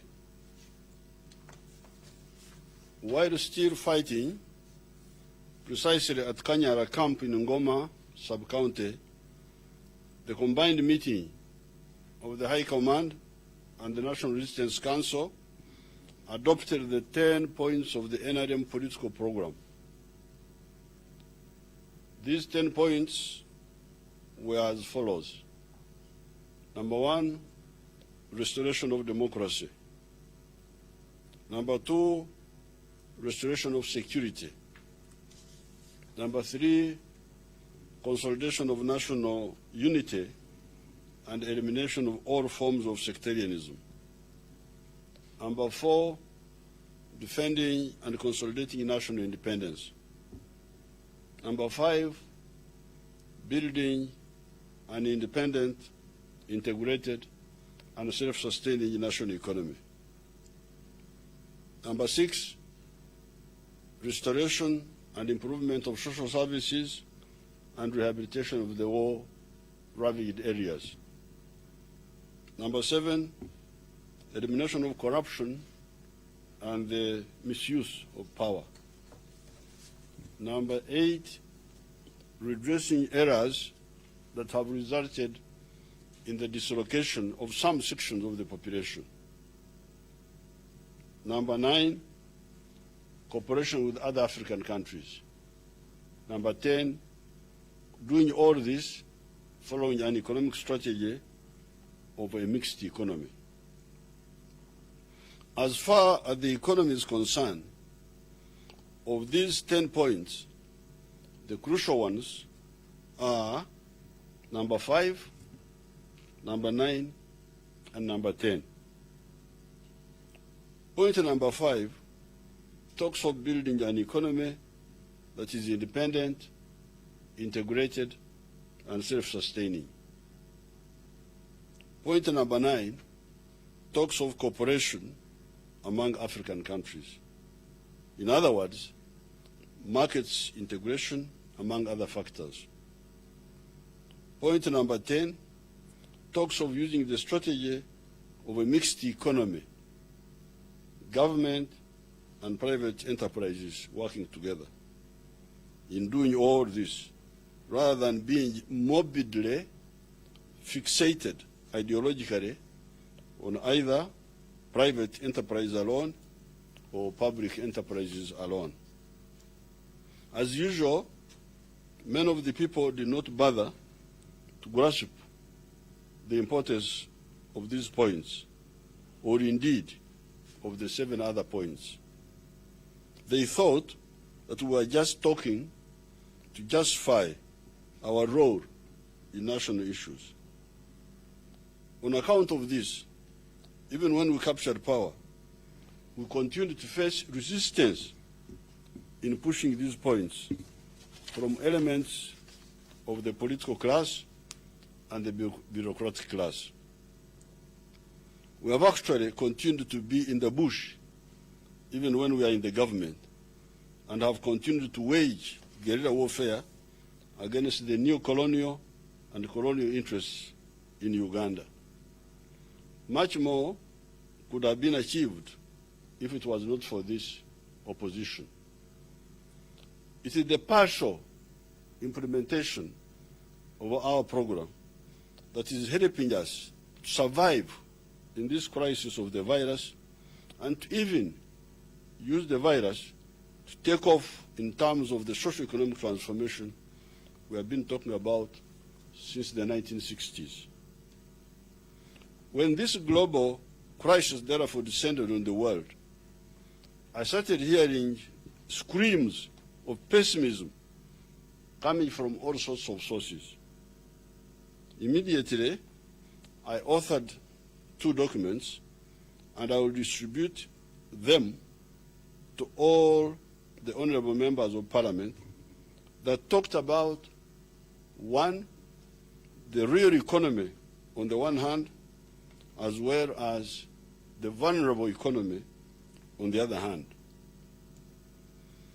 The real economy is the economy that deals with the 9 basic human needs of food, clothing, shelter, medicine, security, physical infrastructure like the railways and the roads and the electricity and the telephones, health infrastructure like hospitals, the education infrastructure, schools, etc., as well as the teaching of numeracy, literacy, skilling, and intellectuality, and the spiritual work, the churches, mosques, etc.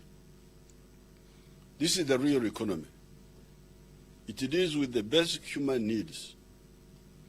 It is durable. Even in wars, this economy will survive. It is comprised of agriculture, industry, ICT, and some of the services, like the professional service such as engineering, medical, and legal professional services. This economy deals with basic human needs, as already pointed out. It is, as already pointed out, also durable and reliable. It is also beneficial to society. If we are talking of nutrition, human nutrition, we would say that it would be body building or body nourishing, adding nutrients to the body. It is also an economy for survival and prosperity. If you want to survive as a people, that is the way to go. If you want to prosper as a country, that is the way to go. Real economy. If you want to benefit, the way to go is the way of the real economy. The other economy is the vulnerable economy. This vulnerable economy also happens to be the economy of leisure and pleasure. Leisure and pleasure are optional. If you can get them, it is all right. If you cannot, you will, however, survive nevertheless. These are activities that add leisure and pleasure to a human being. But if necessary, he or she can survive without them. They are optional and additional. These are the sectors like tourism, entertainment, bars, nightclubs, cruises on ocean liners, theater going, import business for luxuries, such as carpets, perfumes, wines, spirits, wigs, etc. Some of these activities are not only for pleasure, leisure, and optional, they are also parasitic. They take nutrients from us and do not add any energies for our growth. These are activities like the imports of luxuries. Luxuries are good. We should, however, produce them ourselves. It is wrong to buy luxuries from other countries when they buy little from us. Banyankore call this ovaji, squandering wealth. Some of the leisure sectors, although vulnerable, they are at least beneficial. These are sectors like tourism, entertainment, etc. They bring in money instead of taking out money out of Uganda. Nevertheless, to have a firm economy, we must go back to the Bible in the book of Matthew, chapter 7, verses 26-27. It talks of a foolish man that built his house on sand. And the exact quotation goes like this in quotes, "But everyone who hears these words of mine and does not put them into practice is like a foolish man who built his house on sand. The rain came down, the floods came, and the winds blew and beat on that house, and it fell, and great was its fall." End of quotes.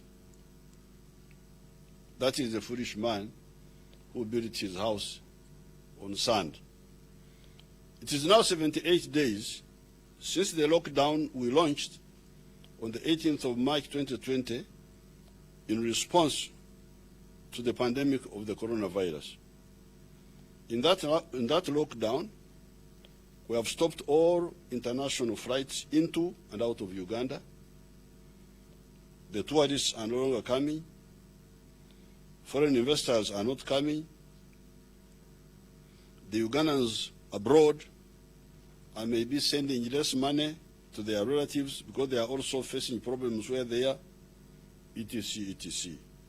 However, Uganda is still standing and coping with the virus, the floods, the landslides, the rising water levels in the lakes, the locusts, the floating islands, the security of the country, the crime, and feeding millions of our people, etc., etc. Why? It is on account of some of the few of our ideas that we have managed to implement in spite of the endless opposition that we always face. We have built a strong army. We have built a powerful resistance council system. The fact that it is not well facilitated financial notwithstanding. We have surplus electricity on account of the correct prioritization with the support of Parliament in 2006. We have a good road network of tarmac roads totaling 5,111 kilometers. On account of our correct agricultural policy, we have a lot of agricultural products for food security and for commerce in the form of bananas, maize, beans, Irish potatoes, cassava, coffee, tea, cotton, cocoa, milk, beef, fish, poultry, eggs, flowers, etc., etc. Apart from feeding us, these agricultural products end up by earning for us $2 billion or 2,005 million if we take the year 2019. Even in this lockdown, since March, the following agricultural products have earned for us as follows. In March, coffee brought in $45.87 million in the month of March alone. In April, coffee brought in $36.9 million. Tea brought in $5 million in March and $6 million in April. That's during the time of the lockdown. Fish in March brought in about $15 million. In April, it brought in about $7 million. Maize in March, it brought in $10 million. In April, $6 million. Our agriculture is therefore not only feeding us almost 100%, but also earning dollars for us of the magnitude of $2 billion a year. Our correct policy on the private sector, the corruption and obstruction of many of our public servants notwithstanding, has also attracted a total of 5,200 factories. These are producing cement, steel bars, soap, mattresses, mabati, sugar, cooking oil, rubber tires, textiles, beverages, beers, etc., that bring in a total of $2.1 billion. This sector is ready for even a qualitative change by starting manufacturing buses, minibuses, pickups, smaller cars, bicycles, etc.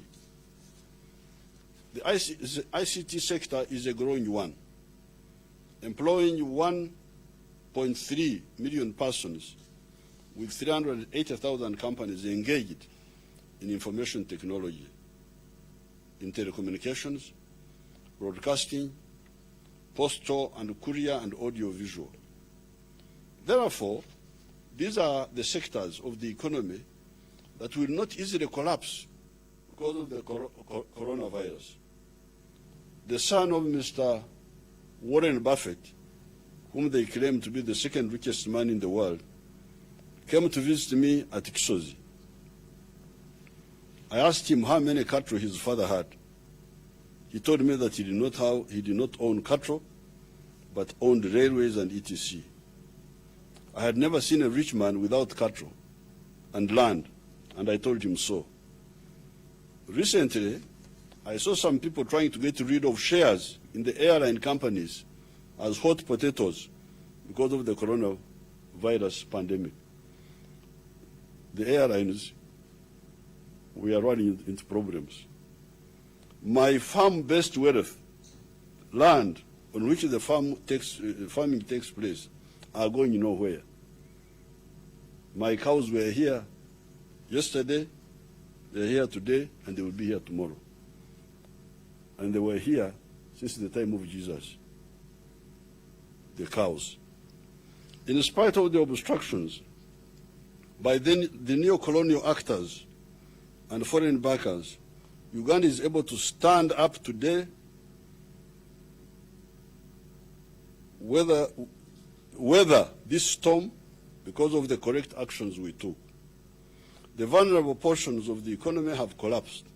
However, the real economy is standing up and expanding, especially in agriculture and industries.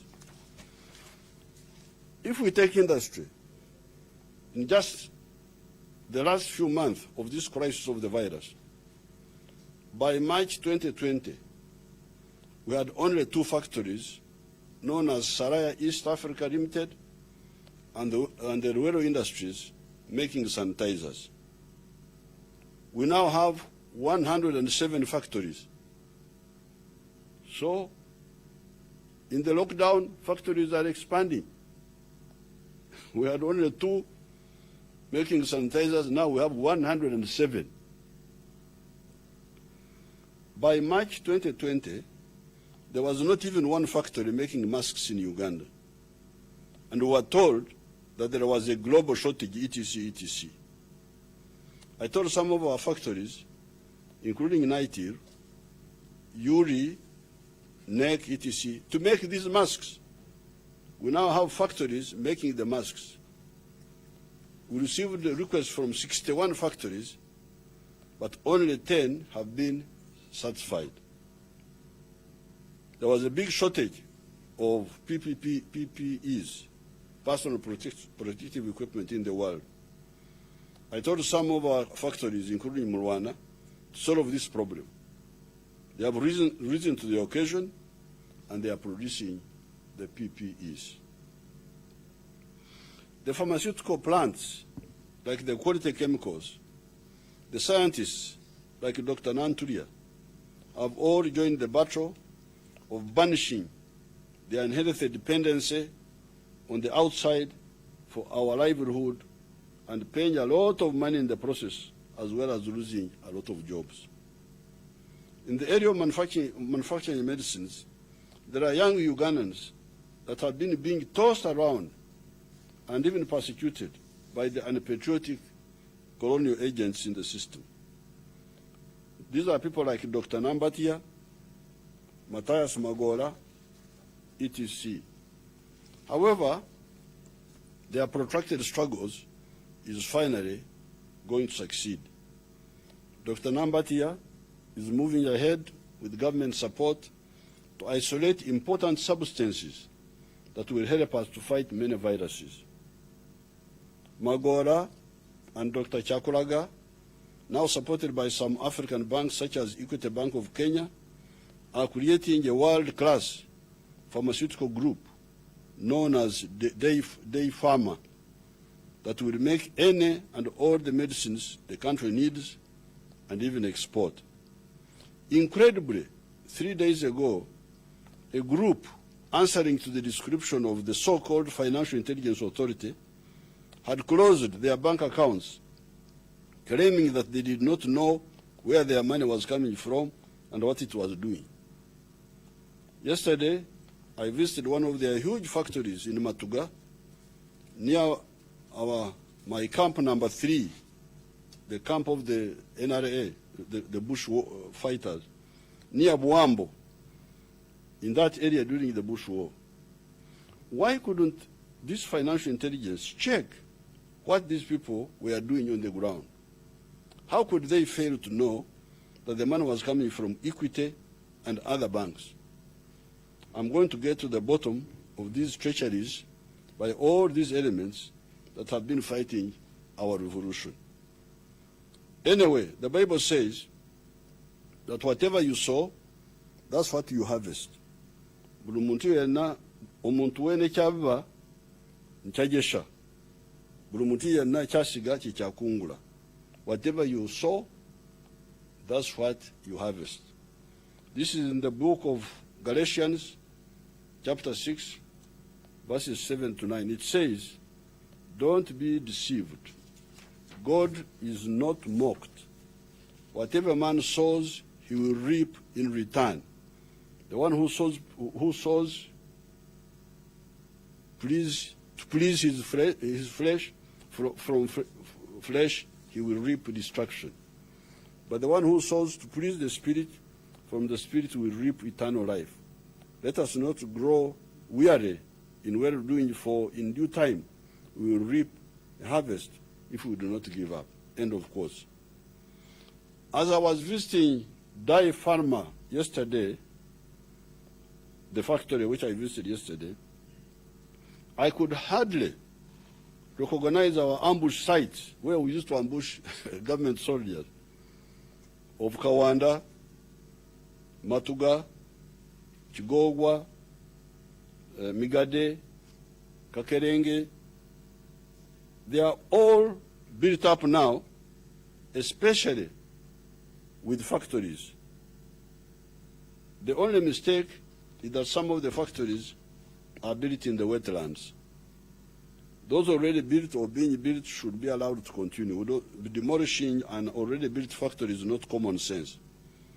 They are very expensive and very useful. However, I direct UPDF to take an aerial map of that area that will show us the factories already in the wetlands or being built, so that no new ones will be added.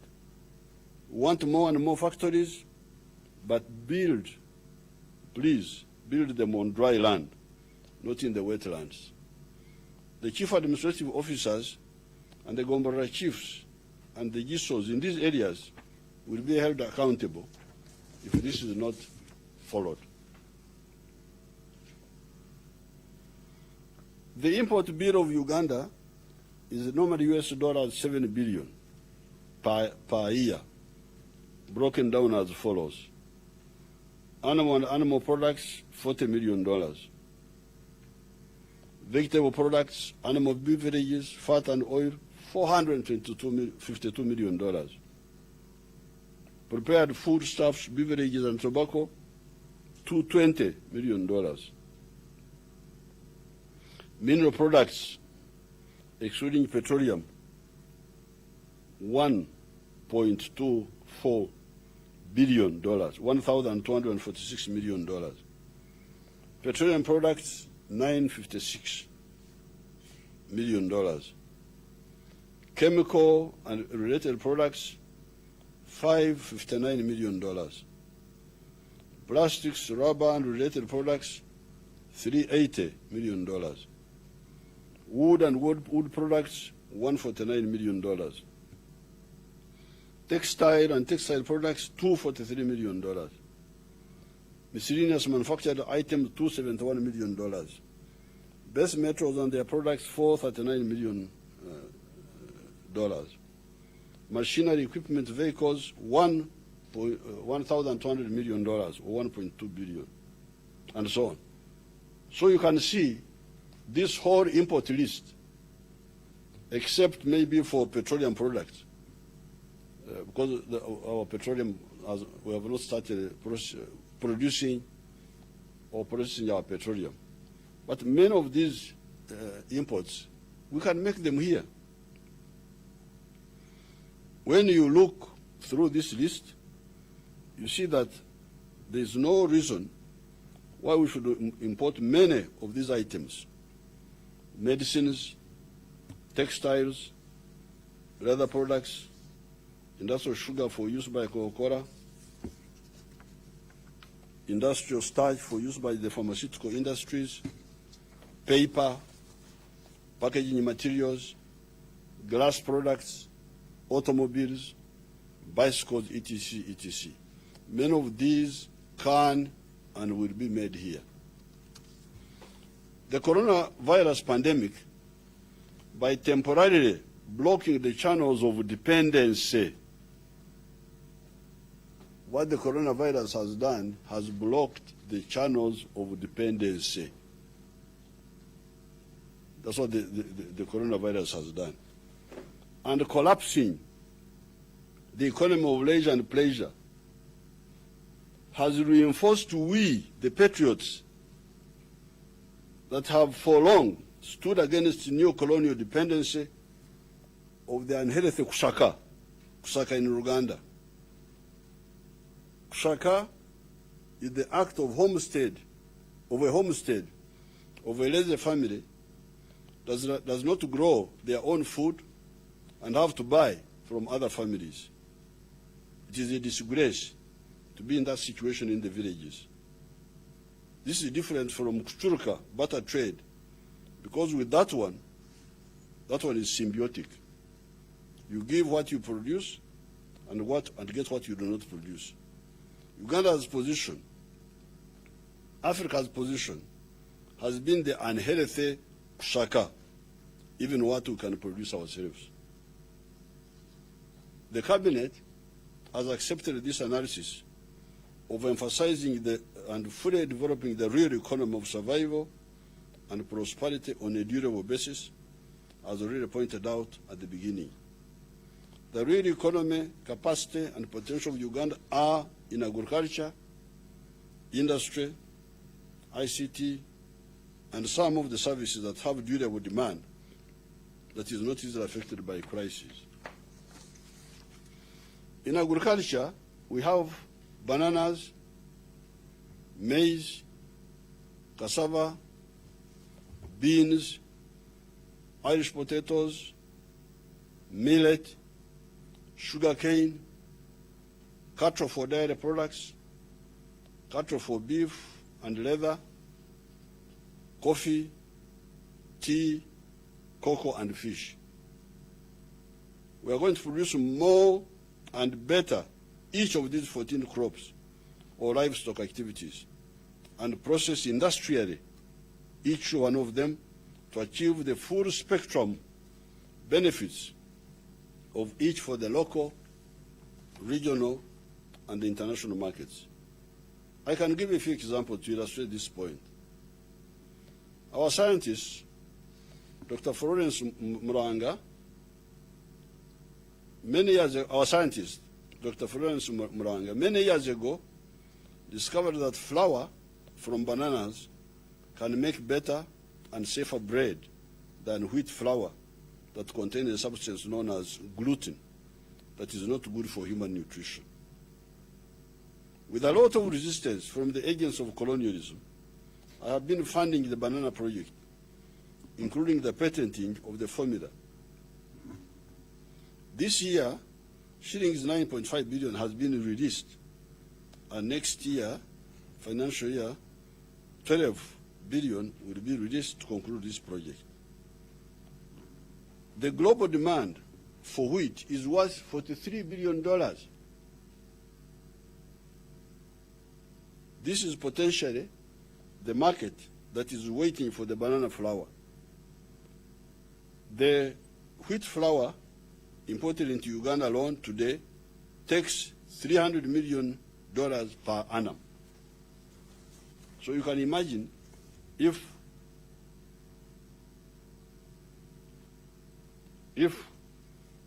we could assist our sister, Dr. Muranga, to make the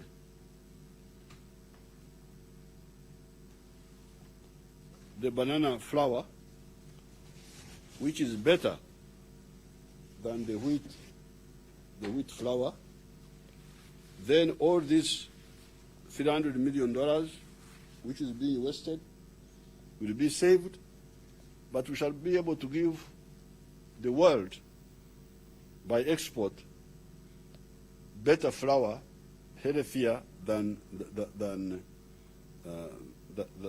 wheat, the wheat flour, because of the gluten.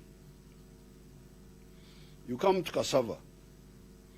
Out of cassava, you can get pharmaceutical-grade starch to use in making tablets. We have a young pharmaceutical industry making medicines. Making tablets, for instance, needs high-grade starch. This is now being imported from China and India. This cost adds 7% to the cost of medicine per unit, moreover in foreign currency. We are getting cooking gas from the alcohol from the cassava starch. Animal feeds can be made from cassava flour. Uganda has been importing animal feeds worth 28 billion shillings per year. That's about maybe $7 million. Yet, these are from cassava, from maize. These are crops we have in plenty here. Cassava, we produce 4.1 million tons per annum, and maize 5 million tons per annum. I've already mentioned the issue of industrial-grade sugar for use by soft drinks like Coca-Cola and pharmaceutical-grade sugar for use in making baby medicines that need sweeteners. With Uganda alone, we import industrial-grade sugar worth $40 million per annum. Wasted foreign exchange. Yet we are suffering with the unsold drinking sugar that simply needs more refinement to save the US $40 million that is spent on that unnecessary import. I have not checked on whether our people have isolated the amount of pharmaceutical-grade sugar that is needed to sweeten all the baby medicines that we use in Uganda.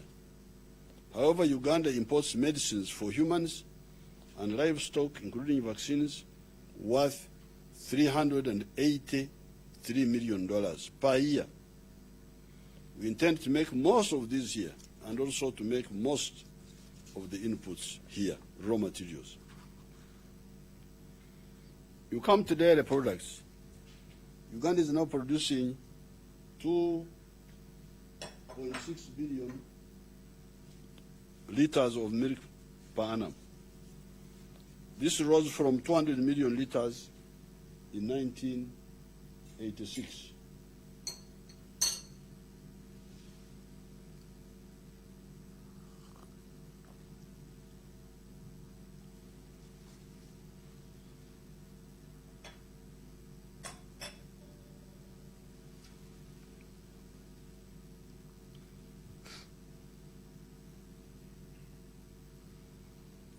This rose from 200 million liters in 1986 when Uganda was importing powdered milk from Denmark, adding on Lake Victoria water,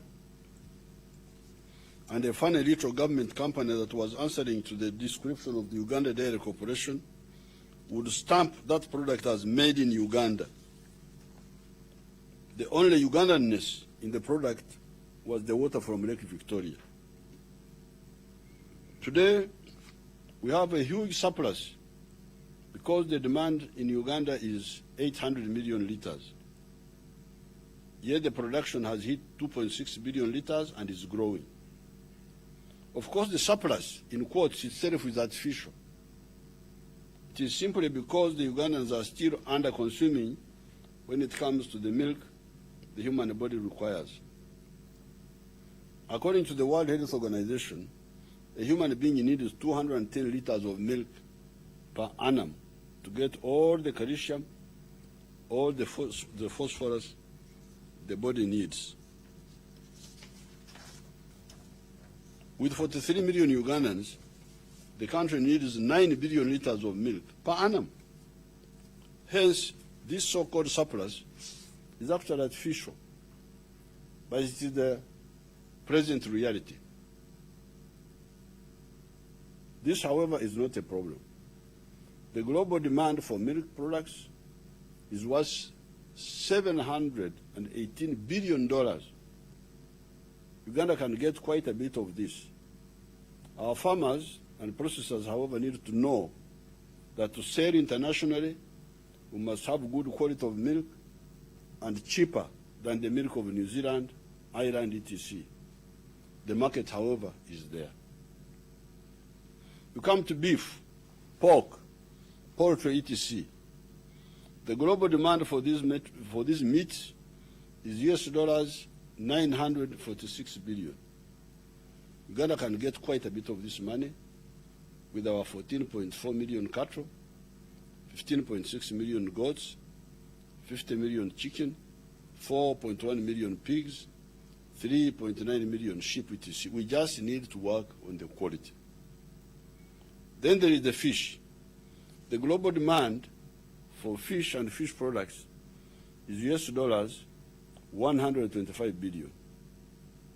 The Ugandan portion of the lakes, Hereby, what they call Victoria, Kyoga, Mwitanzige, Albert, Rueru or Masioro, George, Butumbi, Ruchuru, Edward, can produce a total of 447,000 tons of fish per annum if we eliminate the cancer of bad fishing by parasites in our society. In addition to fishing from the lakes,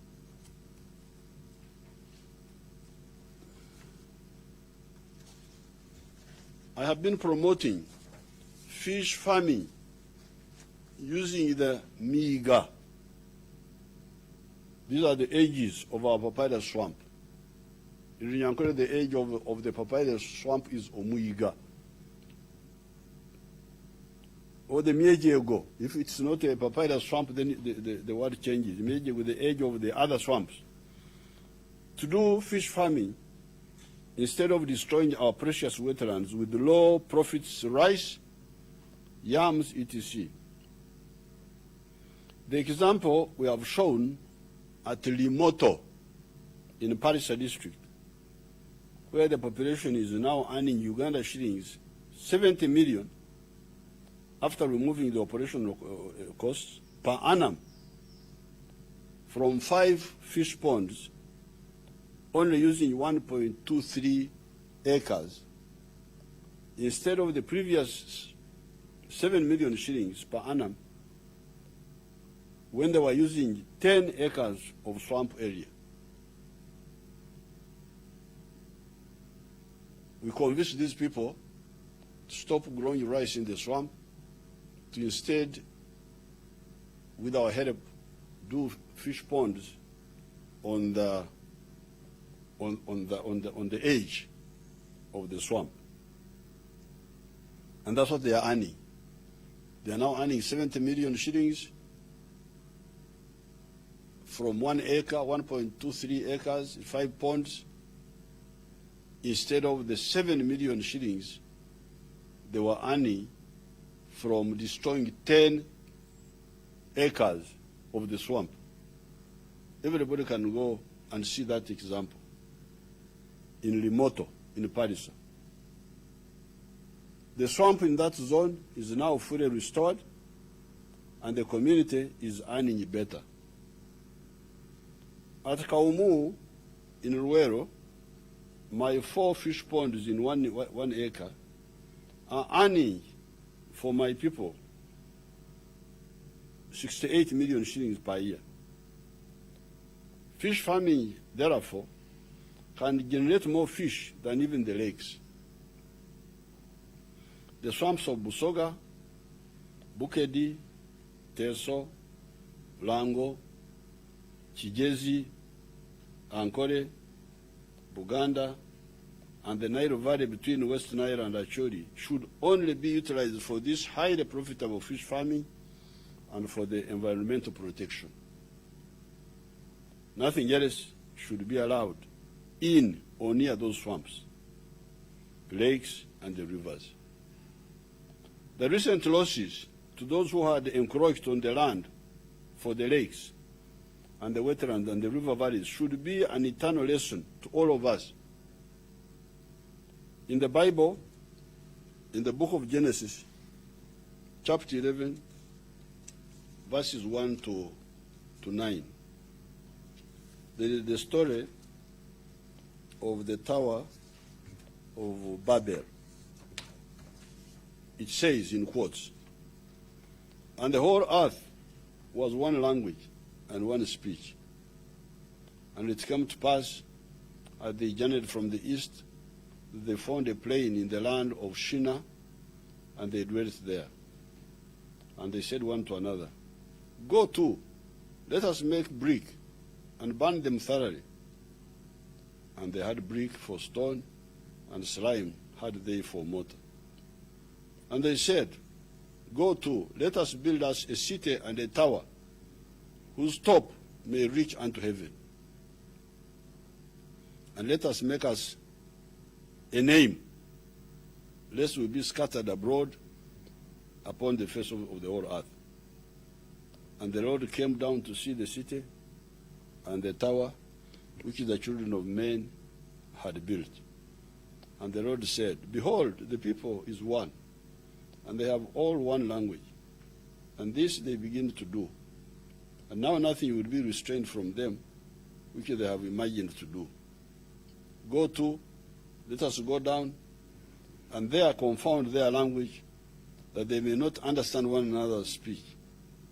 So the Lord scattered them abroad from thence upon the face of all the earth, and they left off to build the city. They gave up.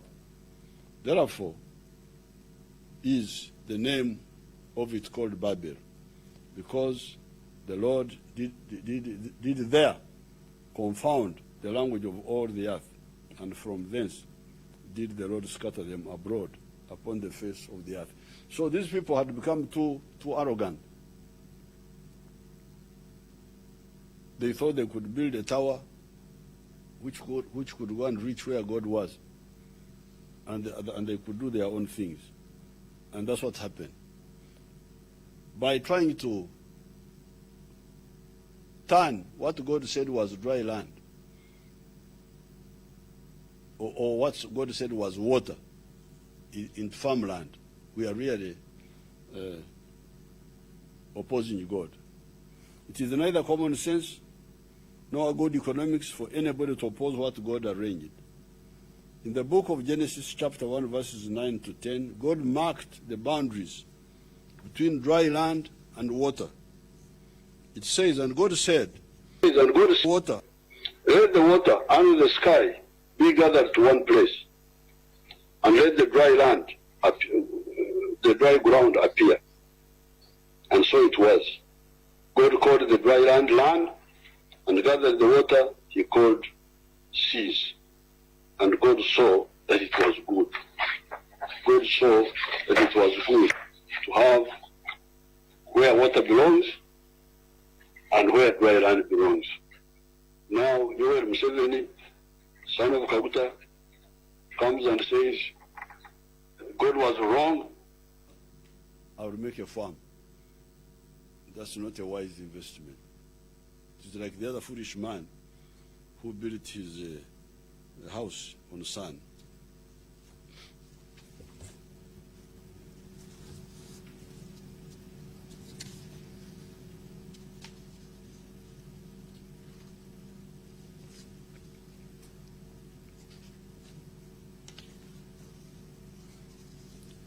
Most of what we have said above is the implementation of the point number 5 of the NLM 10-point programs. Build an economy that is independent, integrated, and self-sustaining. Have we not sustained ourselves in this crisis or in a bunch of crises coronavirus, locusts, rising waters of the lakes, floods, landslides, or floating islands. Much of what we said above is the partial integration between agriculture and industry. Our plan now is to intensify, broaden, and fully take advantage of that integration to fill all the necessary gaps that I pointed out above, and also fully benefit from the global economy by joining the export businesses. The economics of Africa are correctly described. The economies of Africa are correctly described as underdeveloped, because indeed they have a lot of potential which is not fully utilized. It is underutilized. It is underdeveloped. We are going to fully develop that potential and become developed countries. We are lucky because we have everything. Agriculture that produces so many products. Entrepreneurial classes that can process all and every agricultural product using appropriate factories. Electricity and other infrastructure elements that assist processing. A large, educated young population that can run modern economies. A big regional market created by the African Pan-Africanists ever since the time of the Lagos Plan of Action. And huge international markets available to Africa, Uganda included, on account of the historical factors that favor Africa. In the other document, which I will send to the Right Honourable Speaker and members of Parliament, I quote two examples, that of Ireland and New Zealand. Ireland is a very small country with a land of 68,000 square kilometers, about 1/3 of Uganda. 80% of that little country is used for dairy industry. They earn $5.2 billion from that activity alone. New Zealand, from the dairy sector, earns US $7.8 billion. Here in Uganda, we are not talking of one or two activities.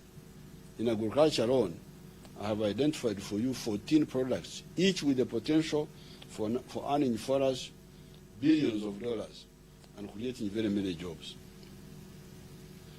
The little we have done in the direction of building an independent, integrated, and self-sustaining national economy has helped us, has seen us through the endless regional crises of the problems in South Sudan, the war in Rwanda, the problems in Congo, Somalia, etc., as well as navigating just now through a pandemic of the coronavirus and the other natural calamities I've already pointed out above. The above is all based on the utilization of our agriculture potential and integrating it with manufacturing, that is industry. How about then minerals, forestry, and the human resource, products of the brain through IT, engineering, etc. There's even bigger potential there. We are already self-sufficient in cement, and we are exporting cement worth $57 million if you use the figures of 2019. This was a decline from US $103 million exported in 2013. But this decline is due to the increased internal usage of cement on account of the heavy infrastructure investments we are undertaking and the growth in the real estate sector. We produce 289,000 metric tons of recycled steel, mitayimbwa, and we earn $110 million from exporting steel products. So we are satisfying the internal market with these industrial products, but also earning from exporting them. We are in the process of developing a vertically integrated steel industry from our iron ore of Tare at Usukuru in Tororo, Muko in Rubanda, and Butogota in Kanungu.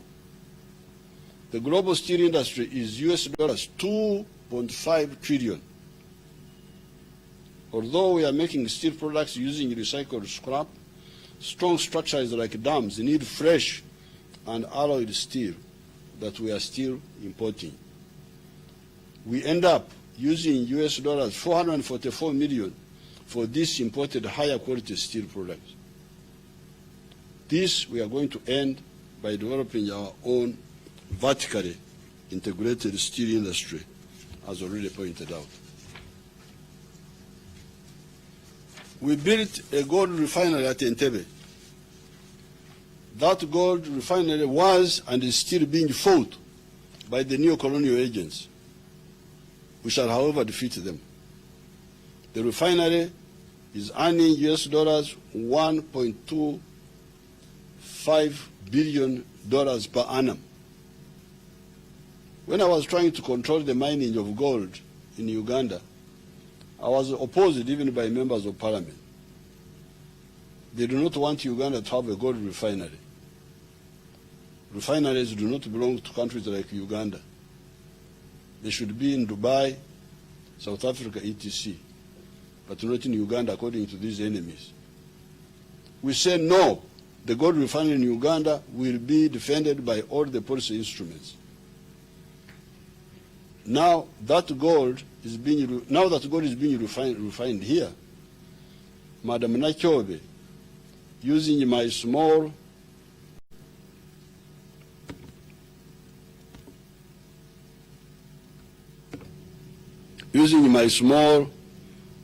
innovation fund, should start to teach some of the grandchildren the skills of jewelry. The rich Ugandan ladies will be able to buy the gold jewelry made here instead of squandering money buying the same from distant sources. We already have a good ceramics industry at Kapeka, making ceramic tiles, saving US dollars 28.5 million in imports, and also bringing in $3 million earned from exports. These ceramic tiles are from our clay, Ibumba. When the copper mining resumes at Kirembe, that sector will be linked to the making of cables for electricity, transformers for electricity, rather than what was happening in the 1950s and 1960s, when the copper would only be processed to 94% purity blister copper that would only be exported as semi-processed raw material. It could not be used in our cables industry. To do that, you need to purify copper to 99.9%, known as cathode copper.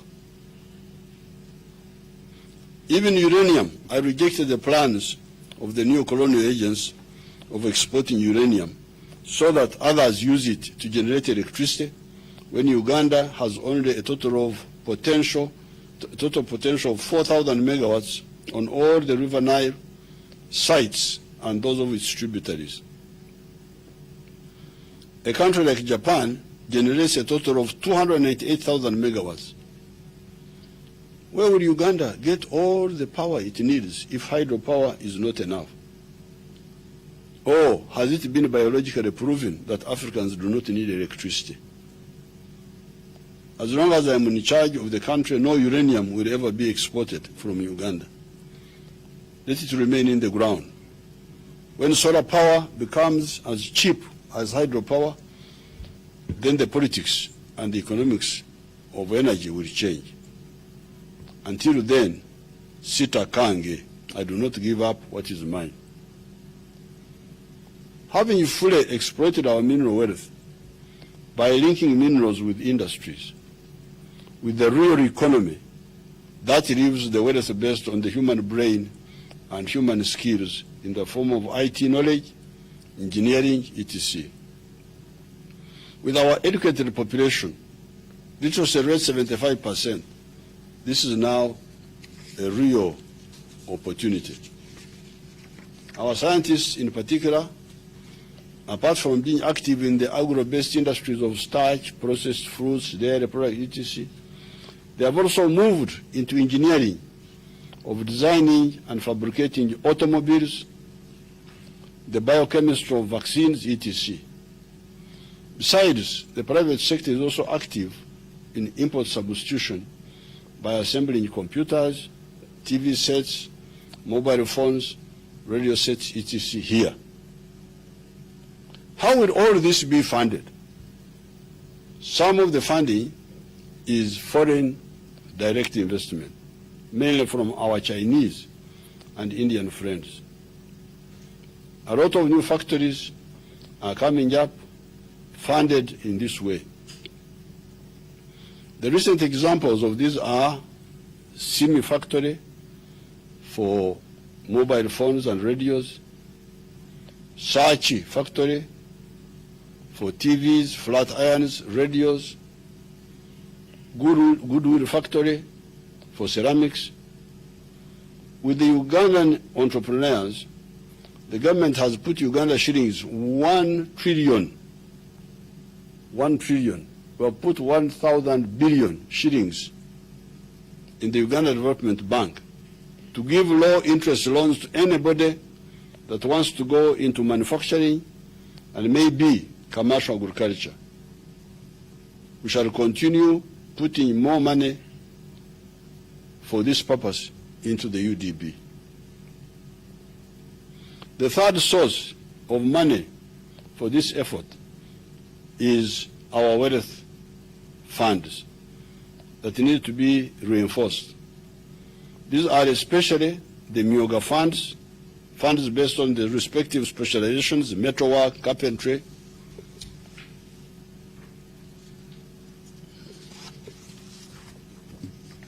This is on top of the youth, the women, and the NADS funds.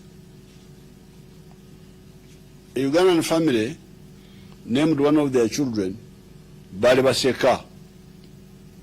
They used to laugh at my efforts, not believing that value will come out of them. Balibaseka. Those who thought that not much would come out of NADS should do something to themselves. Maybe Kwetuga, suicide, out of honor. Because what they laughed at has now pushed Uganda's production of coffee from 4,060,000 kilogram bags to 7 million bags. Uganda now, last year, exported 7 million bags of coffee.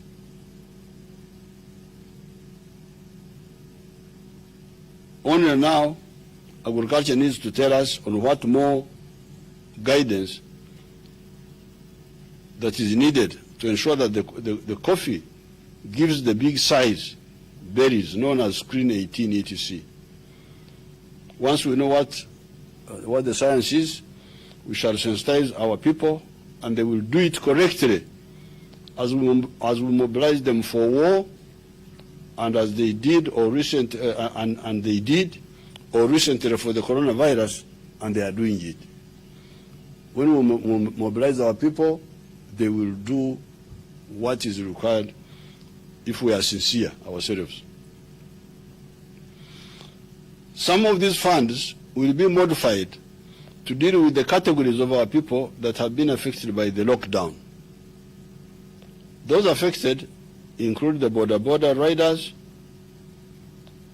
the saloon operators, the bars people, the nightclub people, the artists, etc. These funds can be used at low interest for these categories of our people to possibly do other activities. They need to think about safer activities, more reliable, rather than these activities which depend so much on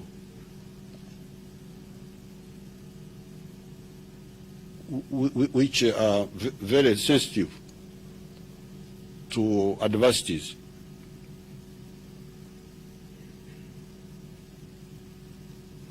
A team from Operation Wealth Creation, sent by General Saleh, has looked at the budget and suggested ways of savings that can save as much as 5 trillion from the budget that can do all those efforts mentioned above.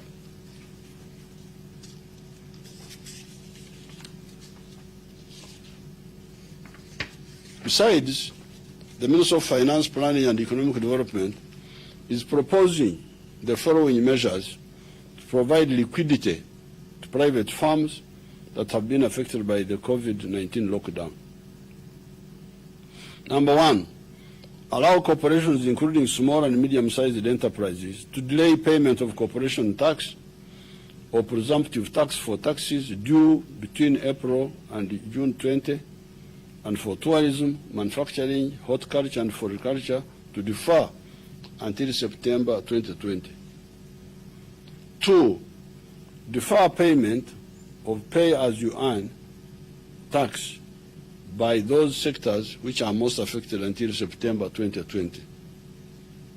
3, waiver of interest on tax arrears. 4, support to water and electricity utilities in order to ensure continued supply of these essential services to consumers during the period April to June 2020.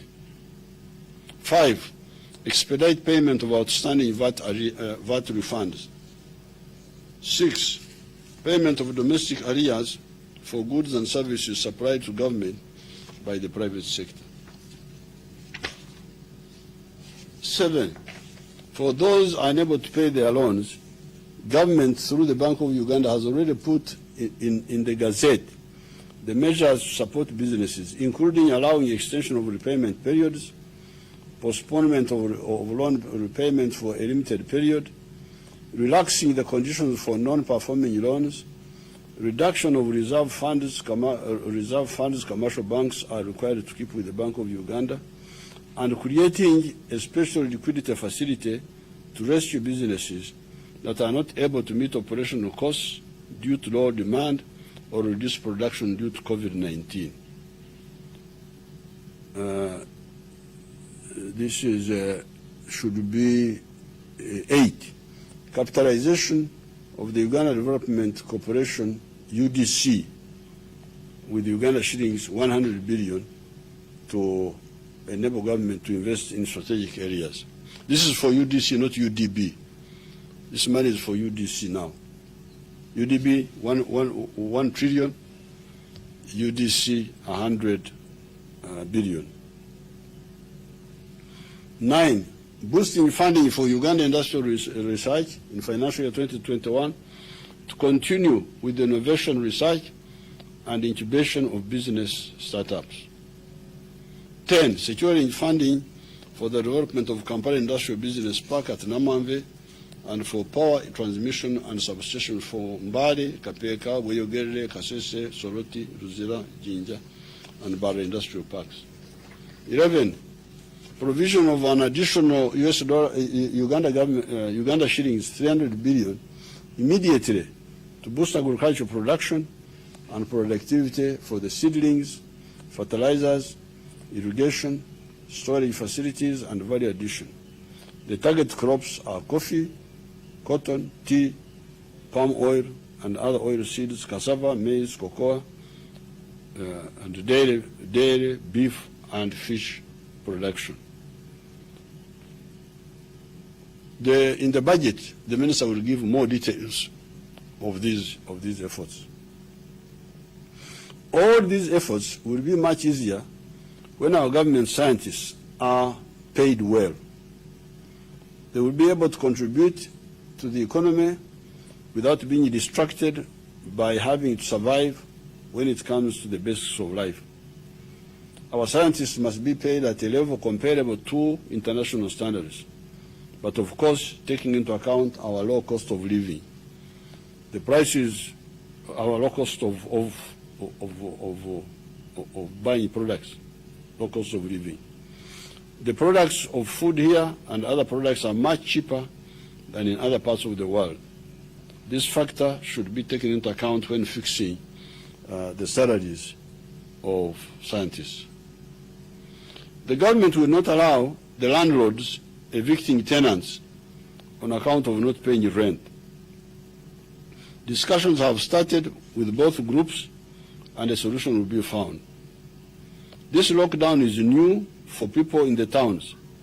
However, we, the cattle keepers, repeatedly face lockdowns lasting for many months whenever there are epidemics of foot and mouth or CBPP.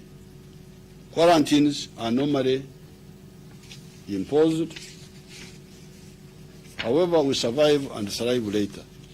The people affected should be registered and an appropriate formula of support will be found that does not create dependency. Food distribution for the genuine groups will continue until the problem is over. But I don't want to encourage people to depend so much on food because I talk to the people in the villages on phone. Many of the people in the villages don't need food from anybody. It is only some groups that live on leja, especially the ones in the towns. But in the villages, people have their own food. I've been talking to people on phones. I ring them random, the ones I know, and you find that. So the leaders should not mislead people by using food for campaign. That is okulemaza our people, to make our people disoriented. Yes, we should only give to food to people really who don't have an alternative. In 1980, we were here in Kampala with Mama Janet. I was a minister in the government. The salaries were very low. They could not be able to support us. But our people in the villages were sending us food. They would send us millet flour, the sano, and we just, the village would support the town. Even now, some of the village families can support their families. So yes, we shall support the groups which have been dislocated. But as a matter of honesty to God, don't demand food when you can feed yourself. You can bring yourself for bad luck by wishing to be what you are not. If you are all right, say so.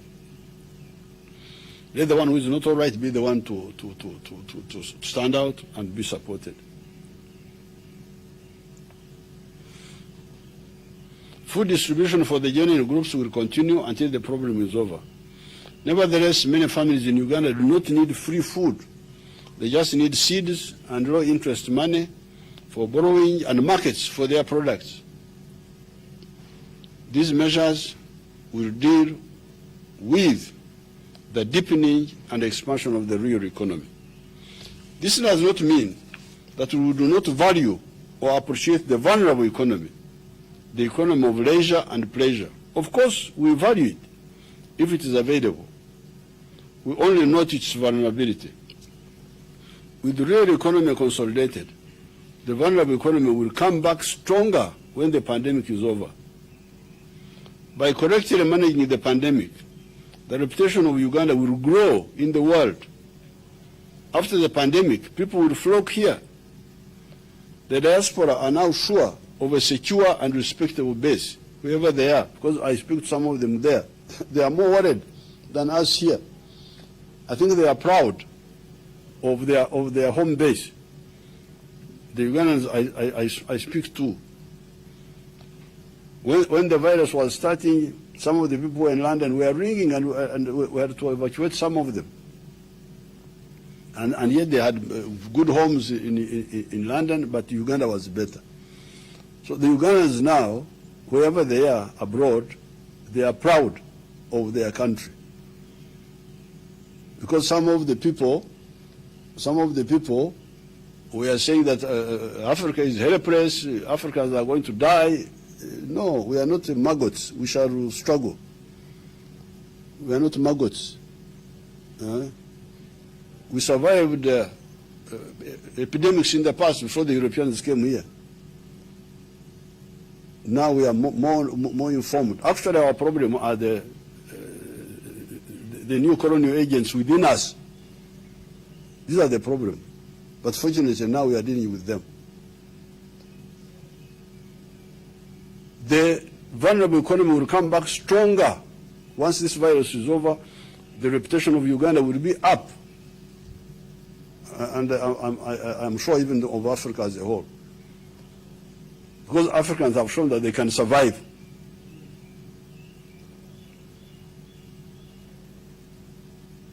We can survive.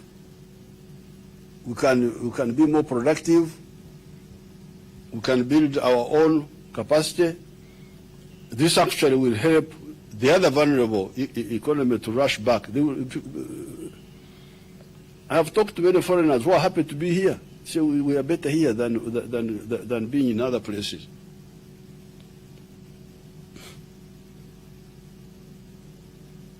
Hence, to harvest from the economy of leisure and pleasure, we need to consolidate and expand the real economy.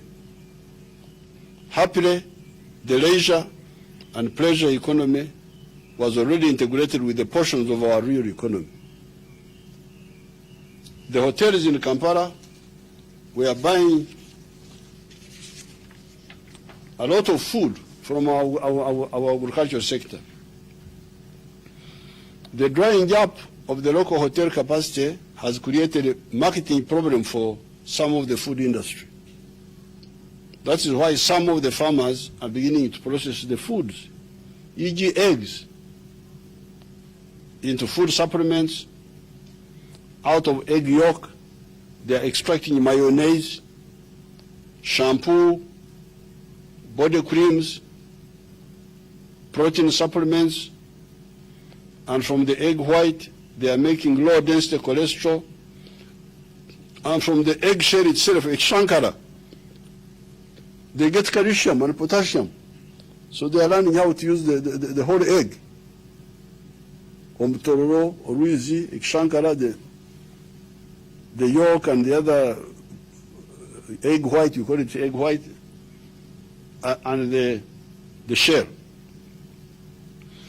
Out of milk, apart from cheese, butter, yogurt, etc., they also get casein, which is a protein supplement that is used for bodybuilders, for cancer patients, and it can be used by the pharmaceutical companies to make the digestible shells of capsules that carry medicine powder into our stomachs. You can imagine we didn't know that the shell of the capsule which we swallow is actually from milk. We didn't know. I just knew the other day, the factory in Liantonde is selling a lot of casein to the United States. So I asked, but what are they using this casein for? They said that they're using it for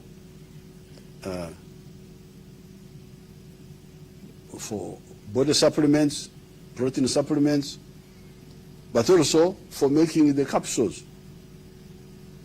for the medicine which we take. From milk, we didn't know, we were just here asleep.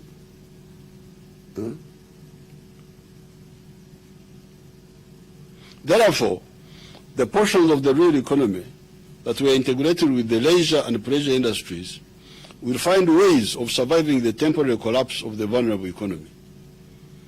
By the time the vulnerable economy stands up again, our agriculture and industry will have broadened their opportunities. There is nothing to lose, only we are becoming wiser and stronger. We have everything. Therefore, in conclusion, the pandemic should help those who had not believed the NRM before that there are two categories of the economy. The real economy around the 9 human needs of food, clothing, shelter, medicine, security, infrastructure, health, education, and spirituality, and the leisure and pleasure economy around tourism, entertainment, holiday making, sports, concerts, music, etc. The former is for survival and prosperity, and the latter is additional and optional. In this crisis, Uganda is emphasizing consolidating and broadening the real economy. Ultimately, Uganda will benefit from both. I will conclude this address by asking the whole country to remember some of our well-known citizens that died since the last State of the Nation address. These include the late Justice Ntaboba, the former principal judge, the late Mary Kagwa, chairman of the Uganda Human Rights Commission, the late Dr. Kanyerezi Masembe, chairman and co-founder of the Kampala Hospital, former head of the Department of Internal Medicine at Makerere University, late Professor Edward Dumba, former executive director of Mulago Hospital, late Major General Biraro, former senior UPDF officer, late Major Korimo Kanuti, who hosted the Uganda flag, late Ruemba William Apuri, the Undersecretary and Minister of Justice and Constitutional Affairs, late Jimmy Chirunda, a former footballer who captained the national team for the African Cup finals in 1978, all the other Ugandans who have passed away since the last State of the Nation address. Through the Speaker, I ask all of you to stand up for 1 minute of silence to remember these people.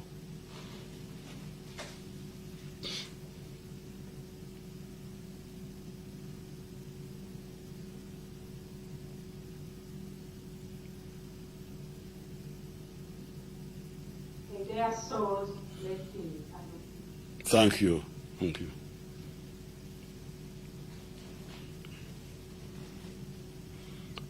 On the program of Parliament, in the coming session, the head of the government business in Parliament will give the list. I thought that if I added the list of the proposed legislation, the list would be too long, and I want my message to be clear, concentrated on the economy. So with these few words, I thank you.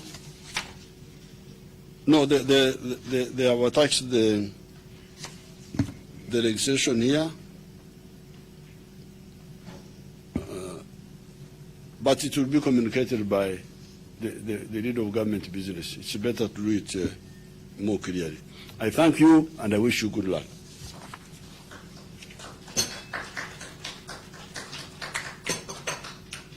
Excellency, I want to thank you for fulfilling your obligations under Article 101, Sub-Article 1 of the Constitution. As the usual practice, statement will be debated in Parliament. It's always expected that the Leader of Opposition will make a formal reply to the State of the Nation address, and both will be debated. I would just want to confirm that your statement and the two articles have already been uploaded for members' information on their iPads. Your Excellency, this is the first time in the history of Parliament that there's no official photograph or reception after the address of the State of the Nation. Therefore, the year 2020 is very unique, and will stand out that no reception was held, and yet this is the fifth and final State of the Nation address for the 10th Parliament. We pray to the Almighty God that the COVID-19 pandemic disappears, and that the guests in the next State of the Nation will be able to enjoy the reception as before. In the meantime, adjourn the House to Thursday, 11th June 2020, when we shall receive the budget speech. As usual, honour members, they are expected to arrive well before the head of state arrives. Those who arrive late will not be permitted into the venue. So please read the program and be advised about the time you will arrive. I'm glad that we have finished well ahead of our normal time of 5 o'clock to give time members to transit the curfew and get home by 7 o'clock. House adjourned to 11th June 2020 at 2 p.m. Thank you very much. The the anthems in reverse order.